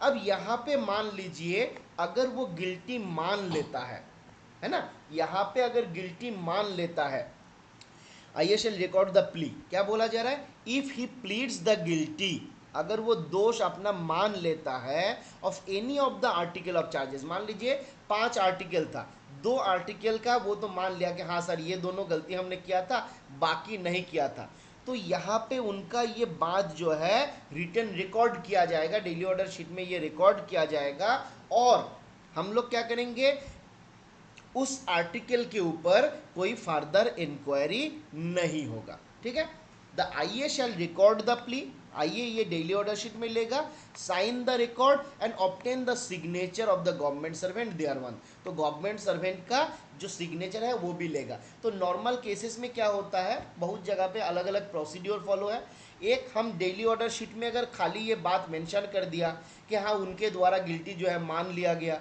और daily order sheet is signed by the charge official, उसका मतलब क्या है, उनका ये रिटर्न में आ गया। कुछ लोग क्या करता है, इसके लिए अलग से एक एप्लीकेशन लेता है, जो एप्लीकेशन में सीओ जो है लिख के देता है कि हाँ ये चार्जेस जो है मैं एक्सेप्ट करता हूँ, ये चार्जेस जो है मैं एक्सेप्ट नहीं करता हूँ, अब उसको भी डेली ऑर्डर शीट में ले लेता है, तो यहाँ पे डबल प्रोटेक्शन हो जाता है, तो आपको जो वाला अच्छा लगे आप कर सकते हैं। ठीक है, Therefore, the IA will return a finding of the guilt in respect of admitted charge. मान लीजिए सारा मान लिया तो खेल खत्म, यहाँ पे आईओ अपना रिपोर्ट दे देगा कि हाँ ये सारा दोष इनके द्वारा मान लिया गया, hence the case is proved. अब मान लीजिए उन्होंने नहीं माना, एक नंबर उन्होंने ये आर्टिकल ऑफ चार्जेस जो है एक्सेप्ट नहीं किया, या फिर the government servant has failed to appear within specified time, जो टाइम दिया गया उसमें गवर्नमेंट सर्वेंट आता नहीं है, या फिर अगर आता है तो भी दोष मानता नहीं है, तो ऐसा केस में क्या करेगा, आईओ जो है पीओ को बोलेगा तुम अपना पक्ष रख सकते हो, है ना, यहाँ पे अपना पक्ष रखने के लिए पीओ को ऑर्डर देगा। और यहाँ पे याद रखना है कि पहला केस जो है पीओ के पक्ष से रखा जाता है, यानी कि डिसिप्लिनरी अथॉरिटी के बिहाफ से रखा जाता है, जब इनका केस खत्म हो जाता है तब जाके सीओ अपना केस जो है उसको रखता है। ठीक है, अब आगे बढ़ते हैं हम लोग, क्या बोला गया, the IA shall adjourn the case to a later date not exceeding 30 days. अब यहाँ पे ये गया मेरा प्रिलिमिनरी हियरिंग, ये क्या था, यहाँ तक मेरा जो मतलब मेरा जो स्टेप था ये क्या था, ये था प्रिलिमिनरी हियरिंग। ठीक है, ये क्या था, ये था हमारा मेरा प्रिलिमिनरी हियरिंग। अरे मेरा स्पेलिंग भी बहुत हालत खराब है, हियरिंग का स्पेलिंग क्या होता है, HEAR होगा ना, HEAR, हाँ, तो ये हो गया मेरा प्रिलिमिनरी हियरिंग। तो प्रिलिमिनरी हियरिंग खत्म होने के बाद जिस दिन से पीओ अपना केस रखना शुरू करता है, मतलब विटनेस वगैरह का एग्जामिनेशन होता है, वो मेन हियरिंग होता है, उसके पिछले दिन तक का जो वगैरह हियरिंग हुआ है वो सबको हम लोग प्रिलिमिनरी हियरिंग ट्रीट करते हैं। तो जब प्रिलिमिनरी हियरिंग खत्म हो गया, ये एक पड़ाव खत्म हो गया, है ना, इसके बाद से मेन हियरिंग हमारा शुरू हुआ, और यहाँ पे डिसिप्लिनरी अथॉरिटी जो हमारा जो आईए हमारा रहता है वो पीए को कुछ दिन का समय देता है। ठीक है, कि तुरंत नहीं भाई, चलो तुमको हम समय देते हैं कुछ दिन का, और जो समय हम देंगे मैक्सिमम 30 डेज, उससे ज़्यादा समय नहीं देंगे। The IO shall adjourn the case to a later date, बाद का एक डेट रखेगा, नॉट एक्सीडिंग 30 डेज, 30 दिन से ज़्यादा नहीं होना चाहिए, उसके भीतर बोलेगा कि भाई चलो उसके बाद तुमको क्या करना है, पीओ जो है उनको बोल देगा इसके बाद तुमको अपना पक्ष रखना रहेगा, पर उसके पहले कुछ और छोटा मोटा काम रह जाता है। क्या क्या रहता है, तो number 1 inspection of document. Inspection of document मतलब लिस्टेड डॉक्यूमेंट कहाँ पे था हमारा, और एक बार बता दीजिए लिस्टेड डॉक्यूमेंट कहाँ पे था फटाफट से, लिस्टेड डॉक्यूमेंट कौन सा एनेक्सर में था? बिल्कुल, लिस्टेड डॉक्यूमेंट एनेक्सर 3 में था। तो जो हमारा लिस्टेड डॉक्यूमेंट है उस डॉक्यूमेंट का इंक्वायरी यानी कि इंस्पेक्शन किया जाएगा। किसके द्वारा इंस्पेक्शन होगा? तो ये इंस्पेक्शन होगा बाय सीओ। सीओ जो है वो आपका लिस्टेड डॉक्यूमेंट का इंस्पेक्शन करेगा और सीओ के साथ यहाँ पे जो उनका एजीएस है, असिस्टेंट गवर्नमेंट सर्वेंट, या फिर जो डिफेंस असिस्टेंट है वो भी यहाँ पे प्रेजेंट रह सकता है। ठीक है, तो आईओ बेसिकली इसके बाद, इस फर्स्ट स्टेज के बाद सीओ को एक इंस्ट्रक्शन देता है, बोलता है कि भाई तुम 5 दिन के भीतर अपना जो ये डॉक्यूमेंट है इसका इंस्पेक्शन कर लो। ये ऑर्डर जो है सीओ के पास भी जाएगा, पीओ के पास भी जाएगा। क्यों? क्योंकि ओरिजिनल डॉक्यूमेंट सारा पीओ के पास रहता है। तो यहाँ पे आईओ इंस्ट्रक्शन देगा, डेट फिक्स कर देगा, इस तारीख को इस जगह पे जो लिस्टेड डॉक्यूमेंट है उसका एग्जामिनेशन और इंस्पेक्शन होगा बाय द सीओ। ठीक है, कितना दिन का समय देना है? 5 दिन का। अब मान लीजिए वैलिड रीजन है तो फर्दर 5 दिन के लिए इसको एक्सटेंड भी किया जा सकता है और नॉर्मली इससे ज़्यादा समय देने का हमारा आवश्यकता नहीं है। ठीक है, तो ये गया पहला केस। फिर क्या होगा? फिर बोलेगा इसी समय पे विटनेस का लिस्ट देने के लिए भी बोलेगा। क्या होगा? विटनेस का लिस्ट। विटनेस मतलब कौन सा विटनेस? तो ये हो जाएगा, इसको हम लोग बोलेंगे डिफेंस विटनेस। क्या बोलेंगे इसको? इसको हम लोग बोलेंगे डिफेंस विटनेस। ठीक है, मतलब डिफेंस के पक्ष से जो जो विटनेस रहेगा उनके लिए एक लिस्ट यहाँ पे देने के लिए बोला गया। अब यहाँ पे एक बात ध्यान दीजिए, आप में से अगर कभी भी किसी के भी अगेंस्ट में कोई चार्जशीट बनता है, आपको अगर विटनेस लेना है तो याद रख लीजिए इसी स्टेज में आपको ले लेना है। ठीक है, क्योंकि यहाँ पे अगर आप मांगिएगा तो नॉर्मली कोई आपको ना नहीं करेगा, पर बाद में मांगिएगा हो सकता है ना कर दिया जाए। ठीक है, वो डिस्क्रिप्शन आ जाएगा आईओ का।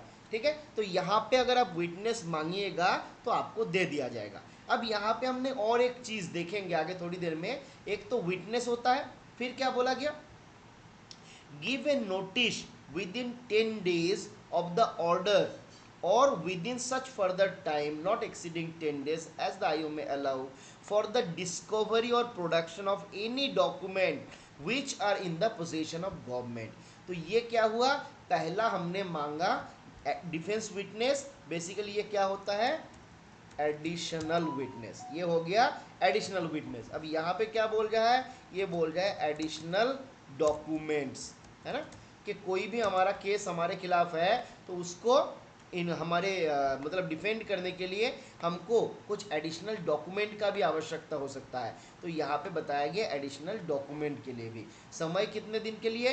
बोला कि 10 दिन के भीतर हमको ये सारा बातें बताना रहता है कि एडिशनल डॉक्यूमेंट कौन होगा, एडिशनल डॉक्यूमेंट क्या क्या होगा और एडिशनल विटनेस क्या क्या होगा, ये हमको बताना रहता है।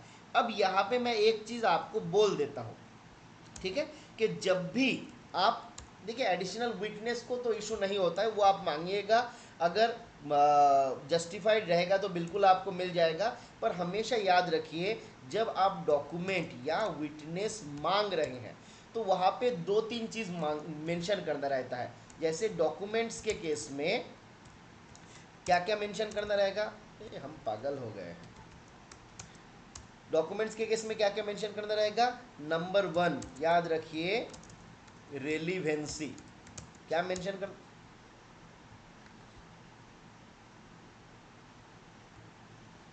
है? क्या होता है relevancy? Relevancy, RELEVANCY, relevancy.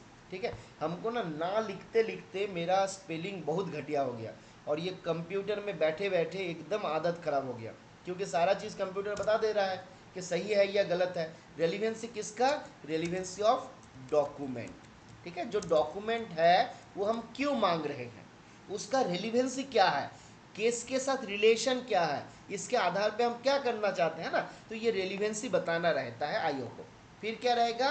Custodian, है ना। कस्टोडियन कौन है? मतलब ये जो डॉक्यूमेंट है ये किसके कस्टडी में है, तो ये 2 चीज़ याद रख लीजिएगा। तीसरा बात हमको याद रखना है submit request with in 10 days. ये और फर्दर 10 डेज हो सकता है, पर इसके भरोसे में हमको नहीं रहना है, हमको 10 दिन मान के ही चलना है। तो डॉक्यूमेंट जो भी रहेगा हमको उसका रिलेवेंसी बताना रहेगा, उसका कस्टडियन कौन है ये बताना रहेगा, और जल्द से जल्द हमको सबमिट करना है। नॉर्मली हम लोग देखें विद इन 10 डेज हमको ये सबमिट करना रहता है। ठीक है, क्लियर है। अगर ये आप मेंशन नहीं करिएगा तो क्या होगा, तो आईओ के पास पावर रहता है, ये आईओ के पास पावर रहता है टू रिजेक्ट योर रिक्वेस्ट। आपका जो रिक्वेस्ट है वो मना कर सकता है। ठीक है, तो आप अगर डॉक्यूमेंट मांगिएगा वो मना कर देता है, तो वो इस ग्राउंड पे ही मना कर देता है कि एक तो रिलीवेंसी जो है आपके द्वारा मेंशन किया नहीं गया। तो सबसे ज़्यादा आप अगर कोई भी केस देखिएगा इसी के आधार पे सारा डॉक्यूमेंट को जो है हटाया जाता है। ठीक है, चलिए आगे आते हैं, ये हम लोग याद रख लेंगे, बाकी इसमें तो कुछ आगे बढ़ लेते हैं हम लोग। रिक्विजिशन ऑफ डॉक्यूमेंट हम लोग देख रहे थे, क्या बोला गया, the request for government servant, request of government servant for production of document shall be forwarded to concerned authority in whose custody the documents are kept। तो देखिए आपने क्या किया, यहाँ पे बता दिए कि किसके कस्टडी में ये डॉक्यूमेंट है, ये तो ऑलरेडी आपने मेंशन कर दिया है ना। तो आईओ का काम आसान हो जाएगा, सीधा उन्हीं को बोलेगा कि भाई तुमको ये क्या करना है, डॉक्यूमेंट दे देना है ना। तो जिस कारण से बोल रहा है कि the request of government servant for production of document shall be forwarded to the concerned authority in whose custody the documents are kept. IO may however refuse, देखिए क्या बोला जा रहा है, हम थोड़ी देर पहले जो आपको बता रहे थे, आईए जो है अगर उनको लगता है तो उसको रिफ्यूज भी कर सकता है। For the reasons to be recorded in writing, उनको कारण बताना रहेगा कि किस कारण से इस रीजन आपका रिकॉर्ड जो है उसको रिफ्यूज किया जा रहा है ना। To the requisition documents if in its own opinion the document is not relevant to the case. तो देखिए अगर आपने रेलिवेंसी मेंशन नहीं किया तो आईओ सीधा लिख देगा भाई ये डॉक्यूमेंट जो है केस के साथ रेलिवेंट नहीं है ना। अगर रेलिवेंट होता तो आपको मेंशन करना था, आपने किया नहीं, तो क्या हो जाएगा, सीधा उस डॉक्यूमेंट को एक्सेप्ट करने से रिफ्यूज कर देगा। क्लियर है। अब यहाँ पे इसके बाद the authority shall produce the document by the due date और issue a non availability certificate to IO with in 1 month. ये किसका रिस्पॉन्सिबिलिटी बताया जा रहा है, तो basically it is the responsibility of disciplinary authority और द कस्टोडियन, बेसिकली कस्टोडियन। ठीक है, याद रहेगा डिसिप्लिनरी अथॉरिटी या फिर जो कस्टडियन हमारा रहेगा जिसके कस्टडी में वो सारा डॉक्यूमेंट है, वो क्या करेगा, आइदर डॉक्यूमेंट दे देगा और क्या करेगा, और वो अपना नॉन अवेलेबिलिटी सर्टिफिकेट देगा। कितने दिन के भीतर देगा, विद इन 1 मंथ, याद रहेगा। तो नॉन अवेलेबिलिटी सर्टिफिकेट उनको देना रहेगा विद इन 1 मंथ। कौन देगा, जो डिसिप्लिनरी अथॉरिटी है या जो कस्टडियन है, बेसिकली जिसके कस्टडी में डॉक्यूमेंट है। अब नॉर्मल केस में क्या होता है, डिसिप्लिनरी अथॉरिटी के कस्टडी में ही रह जाता है ज़्यादातर केस में, नॉर्मल आम सिनेरियो का बात हम कर रहे हैं ना। तो जो कस्टडियन है वो हमको ये बात बताएगा, ये हमको डॉक्यूमेंट देगा। ठीक है, यहाँ तक क्लियर है। आगे बढ़े, आगे बढ़े। वेदर आईए एंड आईओ सेम पर्सन, बिल्कुल सेम पर्सन है, आईए और आईओ बोथ सेम। ठीक है, हम लोग इसको इंक्वायरी अथॉरिटी भी बोलते हैं, इंक्वायरी अथॉरिटी और इंक्वायरी ऑफिसर। ठीक है, तो नॉर्मली टर्म आईए यूज करना बेहतर है, क्योंकि क्या होता है उनके पास एक अथॉरिटी है ना, जज है, तो उनको थोड़ा ज़्यादा सम्मान हम लोग देते हैं, इसलिए उनको आईए बोलते हैं हम लोग। ठीक है, आप लोग प्रयास करिएगा आईए बोलने का। ठीक है, पर क्या होता है आईओपीओ बोलते बोलते हम लोगों का थोड़ा आईओ ज़्यादा आ जाता है। चलिए आगे आते हैं हम लोग। अब क्या हुआ, प्रोडक्शन ऑफ डॉक्यूमेंट, बोला जा रहा the authority having the custody of requisition documents may inform the IA that the production of documents would be against public interest और सिक्योरिटी ऑफ स्टेट। तो अगर जो कस्टडियन है उनको लगता है कि कि ये डॉक्यूमेंट जो है ये देना जो है पब्लिक इंटरेस्ट के खिलाफ है या फिर देश का जो सिक्योरिटी है उसके खिलाफ है, तो वो सीधा मना कर सकता है, पर उनको रीज़न देना रहता है कि किस कारण से नहीं दिया। IA shall thereafter communicate this to the government servant and withdraw the requisition made by it for production of the document। तो अगर ऐसा केस हुआ कि देश का सिक्योरिटी उसके साथ जुड़ा हुआ है या फिर लार्जर पब्लिक इंटरेस्ट में वो डॉक्यूमेंट ना देना ही बेहतर रहेगा, तो कस्टडियन जो है मना कर देगा। आइए जो है ये मैटर को कम्युनिकेट करेगा विद द गवर्नमेंट सर्वेंट। और क्लियर है, तो ये काम हमारा यहाँ पे बताया गया।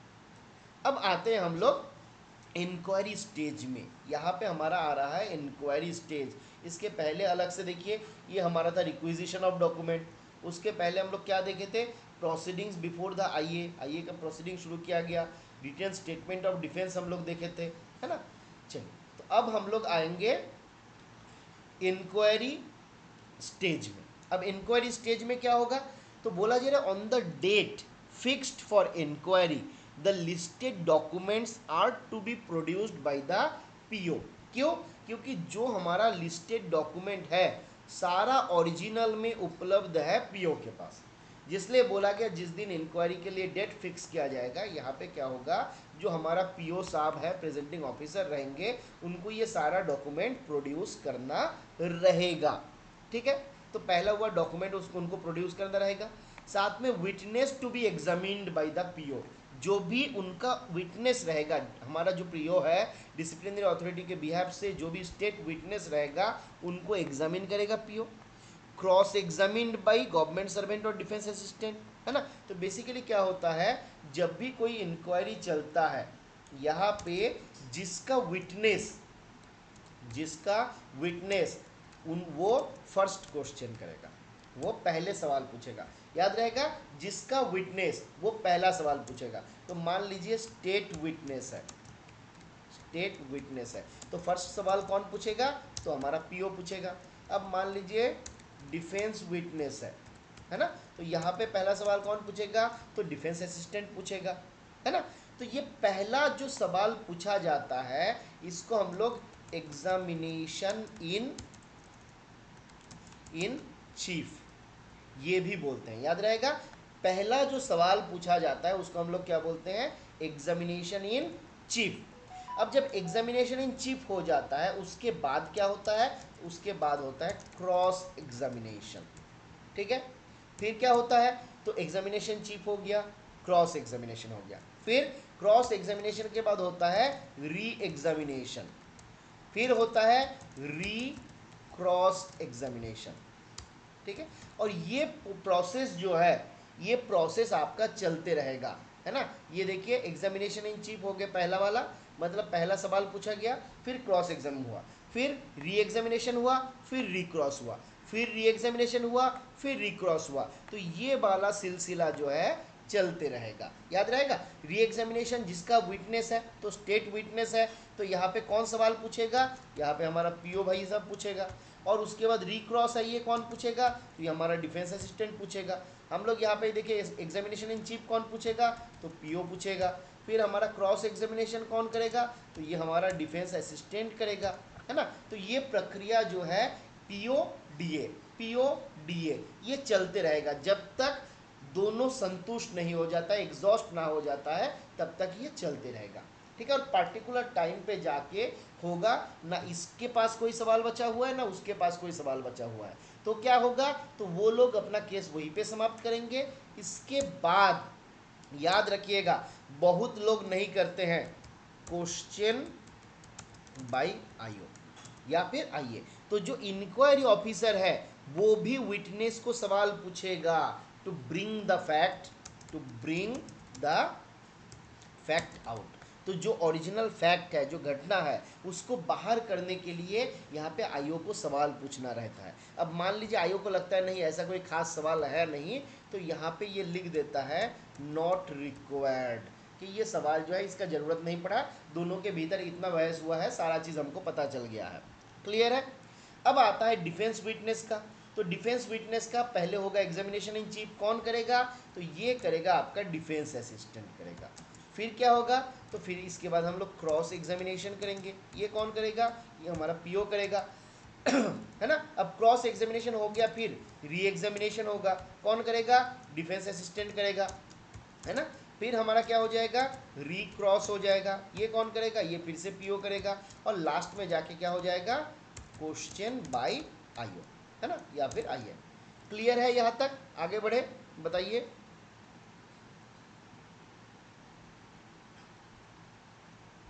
What is state witness. State witness क्या होता है, गवर्नमेंट ने, स्टेट विटनेस, इसका मतलब क्या होता है, विटनेस मेंशन्ड इन एनेक्सर 4, है ना। एनेक्सर 4 में जिस विटनेस का जिक्र हमने किया वो हो जाएगा स्टेट विटनेस। स्टेट विटनेस का मतलब जो based on whom the case is to be proved, जिनके एविडेंस के आधार पे केस जो है प्रूव होने वाला है, वो होता है स्टेट विटनेस। मतलब ये कौन है, तो बेसिकली ये गवर्नमेंट का विटनेस है। ये किसका विटनेस है, गवर्नमेंट का विटनेस है। क्लियर है। डिफेंस विटनेस मतलब किसका विटनेस है, तो ये डिफेंस का विटनेस है। ठीक है, आगे बढ़े, एक बार बता दीजिए confirm. First question by whom will be delivered. First question by whom will be delivered मतलब हुम, by whom will be asked. तो हम बोले ना कि जिसका विटनेस है वही पहले सवाल करेगा। मान लीजिए स्टेट विटनेस है, मतलब किसका, पीओ का विटनेस है, तो पीओ पहला सवाल करेगा। अब मान लीजिए डिफेंस विटनेस है, तो डिफेंस वाला पहले सवाल करेगा, जिसका विटनेस पहला सवाल वो करेगा। ठीक है, जिसको हम लोग एग्जामिनेशन इन चीफ बोलते हैं। और हम लोग और एक बात याद रखेंगे, जब भी विटनेस का एग्जामिनेशन होगा, जिसका विटनेस है ना, जिसका विटनेस होगा वो क्या नहीं कर सकता है, not to ask leading question. Ask leading question हम लोग लास्ट क्लास में डिस्कस किए थे कि लीडिंग क्वेश्चन क्या होता है। बोला जा रहा है जिसका विटनेस वो लीडिंग क्वेश्चन नहीं पूछेगा, दूसरा वाला पूछ सकता है। ठीक है, चलिए आगे बढ़ते हैं हम लोग। सवाल कुछ है तो आप लिखिएगा, हम उसका जवाब आपको देंगे। ठीक है, आगे आते हैं न्यू एविडेंस। देखिए ये एक इम्पॉर्टेंट एस्पेक्ट है, 90% लोगों को मालूम नहीं है। ठीक है, 90% लोगों को मालूम नहीं है। ध्यान दीजिए, इधर क्या बोला जा रहा है, before the closing of the case on behalf of disciplinary authority. Basically disciplinary authority के बिहाफ में केस क्लोज होने से पहले क्या बोला गया, the PO may be allowed, the PO may be allowed to produce new evidence। बात पे ध्यान दीजिए, एक मिनट प्लीज वेट करिए।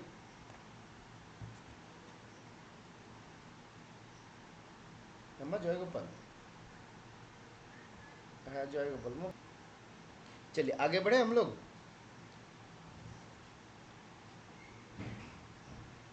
चलिए, तो क्या बोला जा रहा है, देखिए ध्यान दीजिए, इस चीज को याद रखिएगा तो काम आएगा।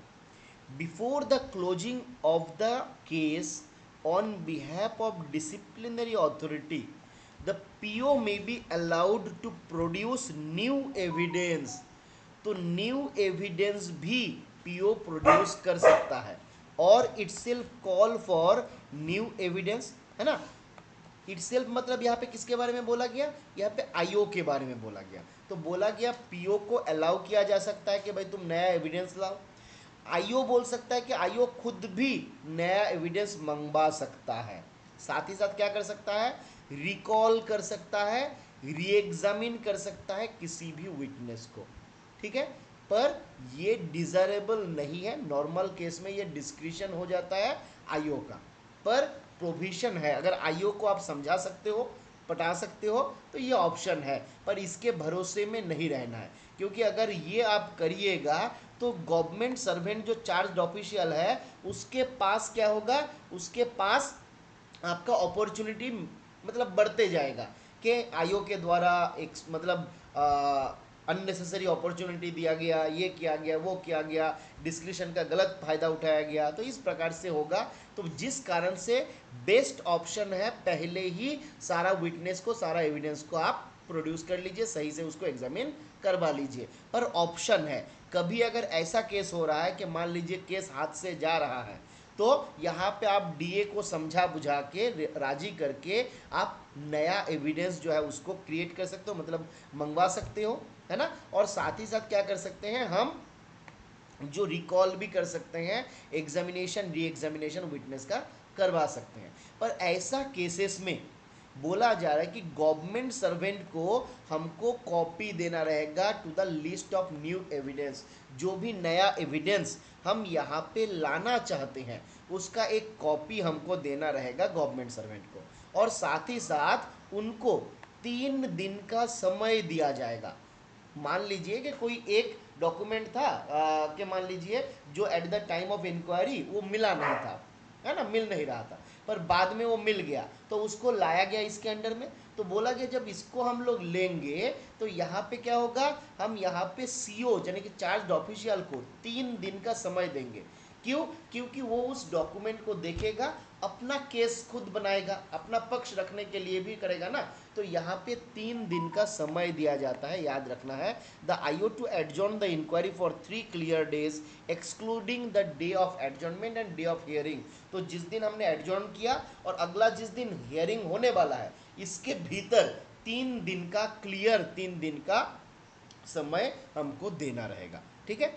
अब यहाँ पे बोला गया ऐसा केसेस में अगर ऐसा कभी होता है तो बोला जा रहा IO to give an opportunity to government servant for inspection of such new documents. तो जो भी नया डॉक्यूमेंट पीओ के द्वारा प्रोड्यूस किया जाएगा, आईओ सीओ के ये ऑप्शन भी देगा, अपॉर्चुनिटी भी देगा कि वो इस सारा डॉक्यूमेंट को इंस्पेक्ट कर सके, है ना। और साथ ही साथ allow the government servant to produce new evidence if necessary in respect of justice। अगर जस्टिस के लिए नया एविडेंस गवर्नमेंट सर्वेंट के लिए भी आवश्यक है तो समय दे सकता है। तो यहाँ पे आईओ जो है अलाउ कर सकता है। तो ये बात जो है हमको याद रखना रहेगा।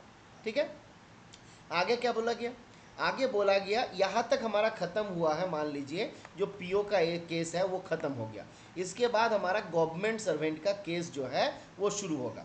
तो क्या क्या बोला जा रहा है, बोला जा रहा है after this the case is closed on behalf of disciplinary authority the government servant shall be required to state his defence orally और इन राइटिंग। तो यहाँ पे बोला जा रहा है जब ये केस हो जाता है, पीओ अपना पक्ष रख लिया, तो यहाँ पे गवर्नमेंट सर्वेंट को बोला जाता है after the case is closed on behalf of disciplinary authority government servant shall be required to state his defence orally और राइटिंग। तो गवर्नमेंट सर्वेंट को बोला जाता है आप अपना पक्ष अभी रख सकते हैं, ओरली हो या राइटिंग में हो। तो ये बात मतलब यहाँ पे अभी केस कौन रखेगा, तो यहाँ पे गवर्नमेंट सर्वेंट जो है अपना पक्ष रखेगा। अब इसके लिए गवर्नमेंट सर्वेंट जो है उनको अपने केस में विटनेस भी बनाया जा सकता है। पर कब बनाया जाएगा, अगर गवर्नमेंट सर्वेंट चाहता है तो क्या बोला जा रहा है, देखिए द गवर्नमेंट सर्वेंट में examine himself in his own behalf if he so prefers. अगर गवर्नमेंट सर्वेंट खुद का एग्जामिनेशन करवाएगा, मतलब एज विटनेस अगर आएगा, तो यहाँ पे क्या होता है, यहाँ पे याद रखना है एग्जामिनेशन क्रॉस एग्जामिनेशन सारा प्रोसीड्योर चलेगा। इसलिए जब भी आपको अगर कभी भी ऐसा कोई चार्जशीट केस होता है, कभी भी होता है, तो ये सवाल आपसे पूछा जाएगा क्या आप खुद का इंक्वायरी करवाना चाहते हो, यहाँ पे है ना, मतलब क्या आप खुद को एज विटनेस प्रोड्यूस करना चाहते हो। तो आपका जवाब होना चाहिए नहीं, कि मैं खुद को एज विटनेस वहाँ पे नहीं लूँगा। क्यों नहीं लूँगा, क्योंकि आप अगर खुद के ऑपोजिट में कुछ बोल दीजिएगा तो बाद में आप उसको काट नहीं पाइएगा। तो जिस कारण से ये बात याद रखना है, अपना केस में विटनेस नहीं होना है, दूसरा जो है वो आपका विटनेस रहेगा। ठीक है। और ये हमारा लीगल सिस्टम का रूल भी है, किसी को भी अपने केस में अपने अगेंस्ट में विटनेस देने के लिए हम बोल नहीं सकते। मान लीजिए हमने किसी का मर्डर किया और हमको क्या हुआ, कोर्ट में गए तो कोर्ट हमको बोल रहा है कि तुम अपने मतलब अपने अगेंस्ट में आप एविडेंस दे दो, मतलब अपने अगेंस्ट में तुम क्या करो, ये सारा चीज़ जो है मान लो, क्या अपना विटनेस दे दो। तो बोला जा रहा है कि आप हमको बाउंड नहीं कर सकते हो कि मेरे अगेंस्ट में हमको बोलना है। ठीक है। चलिए आगे आते हैं हम लोग, the witness produced by the government servant. तो पहला केस क्या हुआ, यहाँ पे गवर्नमेंट सर्वेंट एज विटनेस। पहला केस क्या होगा, गवर्नमेंट सर्वेंट विटनेस था। अगर आप गवर्नमेंट सर्वेंट चाहता है तो नहीं, चाहता है तो उनका एग्जामिनेशन होगा, अदरवाइज एग्जामिनेशन नहीं होगा। ठीक है, अब आते हैं, अब गवर्नमेंट सर्वेंट क्या केस करेगा, अपना पक्ष में जो जो लोग हैं उन लोगों को लाएगा, है ना, इंक्वायर करवाएगा अपना जो विटनेस है उन सब का। तो क्या बोला जा रहा है, the witness produced by the government servant shall then be examined, cross examined by PO and re examined by government servant. तो यहाँ पे भी सेम प्रोसीजर, गवर्नमेंट सर्वेंट का जो विटनेस रहेगा, जिसको हम लोग DW डिफेंस विटनेस बोलते हैं, उन लोगों का examination, cross examination, re examination, ये सारा चीज होगा।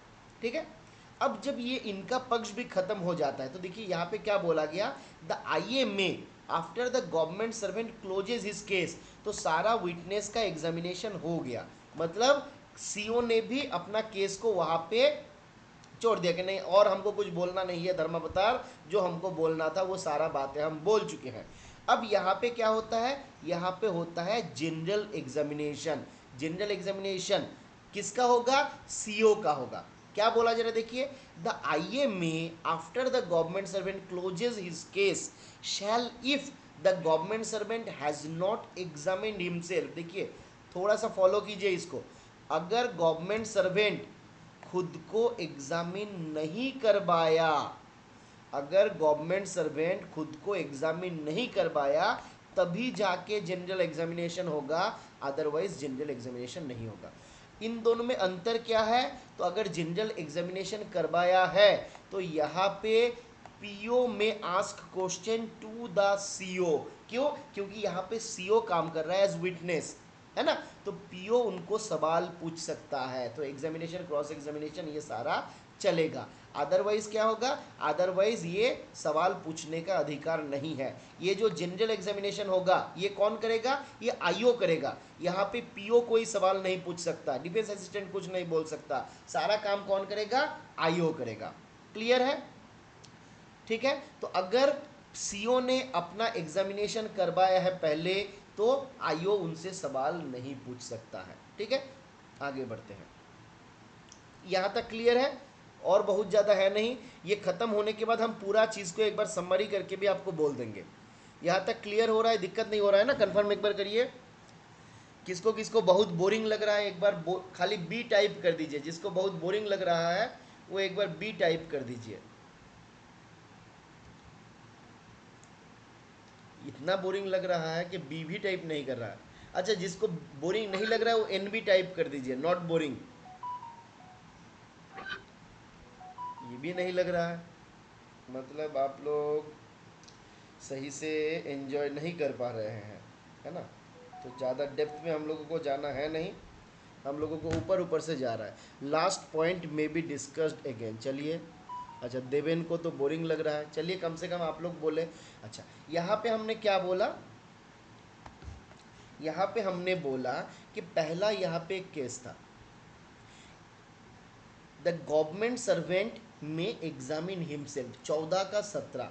तो 14 का 17 ये हमको क्या बताता है, एग्जामिनेशन ऑफ चार्ज्ड ऑफिशियल, है ना, एज विटनेस।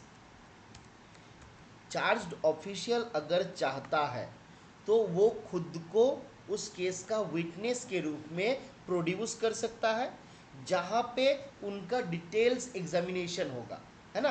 तो अगर ये होता है तो यहाँ पे PO में ask question to him, ask question. Clear है, अगर वो खुद को एग्जामिन करवाना चाहता है, if the government servant wants to examine himself in his own behalf, तो यहाँ पे उनको प्रेजेंटिंग ऑफिसर सवाल पूछ सकता है, इसमें क्या हुआ था बताइए, इसमें क्या हुआ था बताइए, इसमें क्या हुआ था बताइए, तो ये सारा चीज़ करवा सकता है। अगर ये उनका डिस्क्रिशन है चार्ज ऑफिशियल का, ये चाहता है तो खुद को एग्जामिन करवा सकता है, चाहता है तो नहीं भी करवा सकता है। वो बोल दिया कि नहीं, हमको सवाल PO नहीं पूछेगा, जो पूछना है IO पूछे। तो PO अगर सवाल पूछता है तो उसको बोला जाता है एग्जामिन करवाना एज विटनेस, जो 14 के 17 में बताया गया। अब PO अगर सवाल नहीं पूछेगा यहाँ पे उनका इंक्वायरी नहीं हुआ तो यहाँ पे ख़त्म नहीं होता है। यहाँ पे सवाल कौन पूछेगा? सवाल पूछेगा आईओ, जिसको हम लोग बोलते हैं जनरल एग्जामिनेशन। यहाँ पे आईओ क्या करता है? सवाल पूछता है कि क्या घटना हुआ था, किस तरीके से क्या क्या हुआ था, वो सारा डिटेल्स आईओ जो है निकालने का प्रयास करता है। ठीक है, तो ये होता है जनरल एग्जामिनेशन, जिसको 14 के 18 में बताया गया। क्लियर हुआ ये वाला बात? कुंडू जी क्लियर हुआ या नहीं? चलिए, अगर डाउट है तो बताइएगा दोबारा, आगे बढ़े। चलिए, आज हम लोग मेजर पेनल्टी प्रोसीडिंग खत्म कर लेंगे और ज़्यादा बचा हुआ नहीं होगा। अब क्या हो रहा है? अब बोला जा रहा है, देखिए, continuation from previous page, submission of report by IO. अब क्या हुआ हमारा केस में? पहले हमने मौका दिया प्रेजेंटिंग ऑफिसर को, है ना, उन्होंने अपना केस रखा। फिर हमने मौका दिया सीओ को, सीओ ने अपना केस रखा।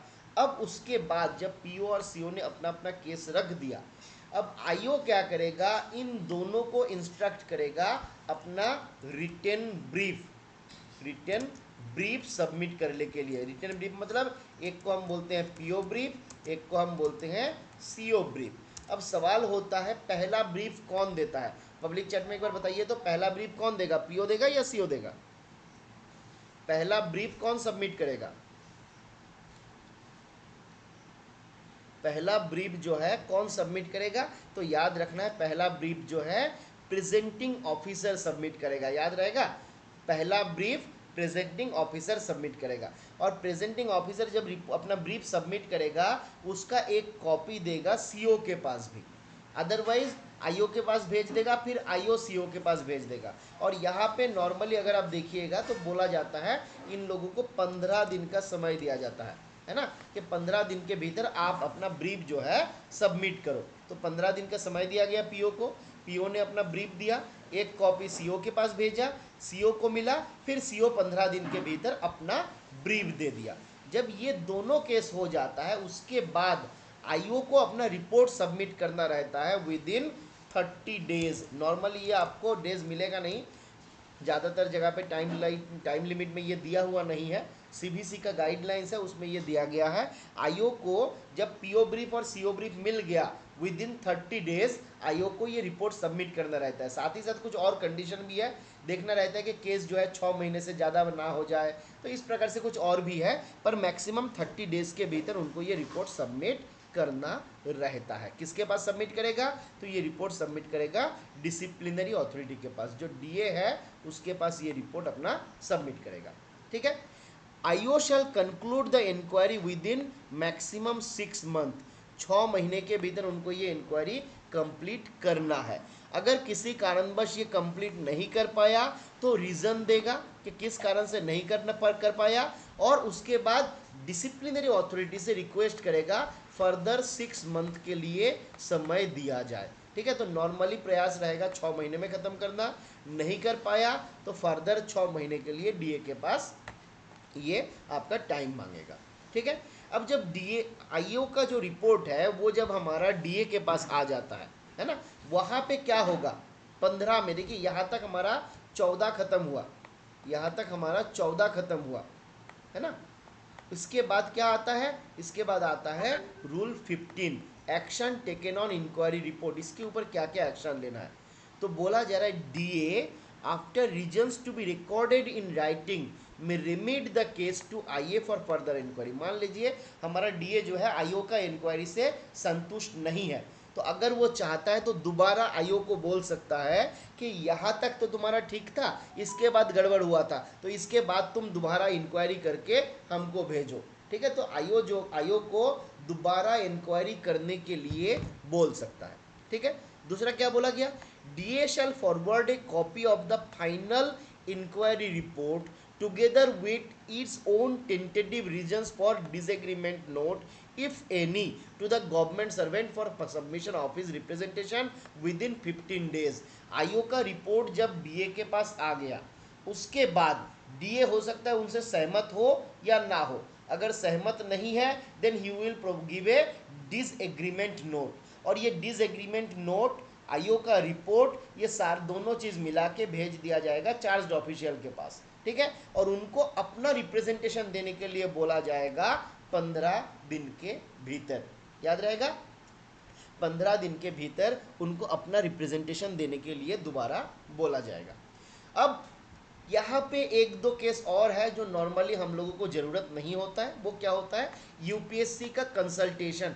कुछ केसेस है जहाँ पे यूपीएससी का कंसल्टेशन जरूरी है। तो अगर यूपीएससी के कंसल्ट करना है तो आईओ का रिपोर्ट, डिसएग्रीमेंट नोट, डीए का जो कमेंट रहेगा, डिसएग्रीमेंट नोट जो रहेगा, ये सारा चीज़ जो है भेज देना रहेगा किसके पास, यूपीएससी के पास। और यूपीएससी जो है 1 महीने के भीतर नॉर्मली इसका आपका रिप्लाई करते हैं, है ना। तो ये बात हमको याद रखना है कि कितने दिन के भीतर आवेदन करना है, तो आपके 1 महीने के भीतर यूपीएससी कंसल्टेशन होता है, ठीक है। अब यूपीएससी का कंसल्टेशन जब हुआ, यूपीएससी ने क्या किया, अपना एडवाइस जो है शेयर किया। अब यूपीएससी का जो एडवाइस रहेगा, बोला गया ये एडवाइस को भी हमको गवर्नमेंट सर्वेंट के पास भेजना रहेगा, है ना, और उनसे भी अपना रिप्लाई मांगा जाएगा कि भाई 15 दिन के भीतर तुम अपना दोबारा रिप्लाई दो। तो जब भी कुछ कम्युनिकेट कर रहे हैं हम सीओ को 15 दिन का एक्स्ट्रा समय दे रहे हैं, क्लियर है। अब जब ये सारा चीज़ हो गया, then the disciplinary authority can impose penalty from clause 1 to 10 of rule 11। तो जो हमारा 1 से 9 के भीतर टोटल 10 पेनल्टी हमारा यहाँ पे था, उसके भीतर कोई भी पेनल्टी डिसिप्लिनरी अथॉरिटी दे सकता है। Not necessary for disciplinary authority to afford opportunity to government servant for making representation on penalty proposed to be imposed। कौन सा पेनल्टी दिया जाएगा उसके ऊपर यहाँ पे कोई रिप्रेजेंटेशन लेने का आवश्यकता नहीं है। ये डिस्क्रिशन है किसका, ये डिस्क्रिशन है हमारा डिसिप्लिनरी अथॉरिटी का कि पेनल्टी क्या देगा, उसमें कोई कुछ नहीं बोल सकता। यहाँ तक क्लियर है केस या कुछ बाकी बताइए, यहाँ तक क्लियर है। मैक्सिमम 6 महीने के भीतर करना होता है। 6 महीने में नहीं हुआ तो एक्सटेंशन मांगा जाएगा फर्दर 6 महीने के लिए, फिर नहीं हुआ फर्दर 6 महीने के लिए। नॉर्मल बोला जाता है disciplinary proceeding with in 18 month, 18 महीने के भीतर कंप्लीट होना है, इंक्लूडिंग चार्जशीट इशू से लेके फाइनल पनिशमेंट इशू तक, ठीक है। ये सवाल एग्जाम पे बहुत बार पूछा जाता है, याद रख लीजिएगा, ठीक है। और थोड़ा सा हम लोग देख ले, यहाँ तक खत्म करें और थोड़ा सा देख ले, या फिर एक काम करते हैं हम इसको और एक बार समराइज कर देते हैं। एक बार तो हम लोग देख लिए ना, एक बार दोबारा हम समराइज कर देते हैं पूरा चीज़ को, तो मुझे लगता है ज़्यादा अच्छा रहेगा। क्या बोलते हैं आप लोग, चलिए। तो हम लोग शुरू से लेके अगर हम लोग केसेस को देखते हैं हमारा इसका, तो उसमें क्या क्या घटना चक्र हुआ है, तो उसी को एक बार, चलिए 1 मिनट वेट करिए। डिसिप्लिनरी प्रोसीडिंग्स मेंशन, एक बार हम आपको इसका बता देते हैं।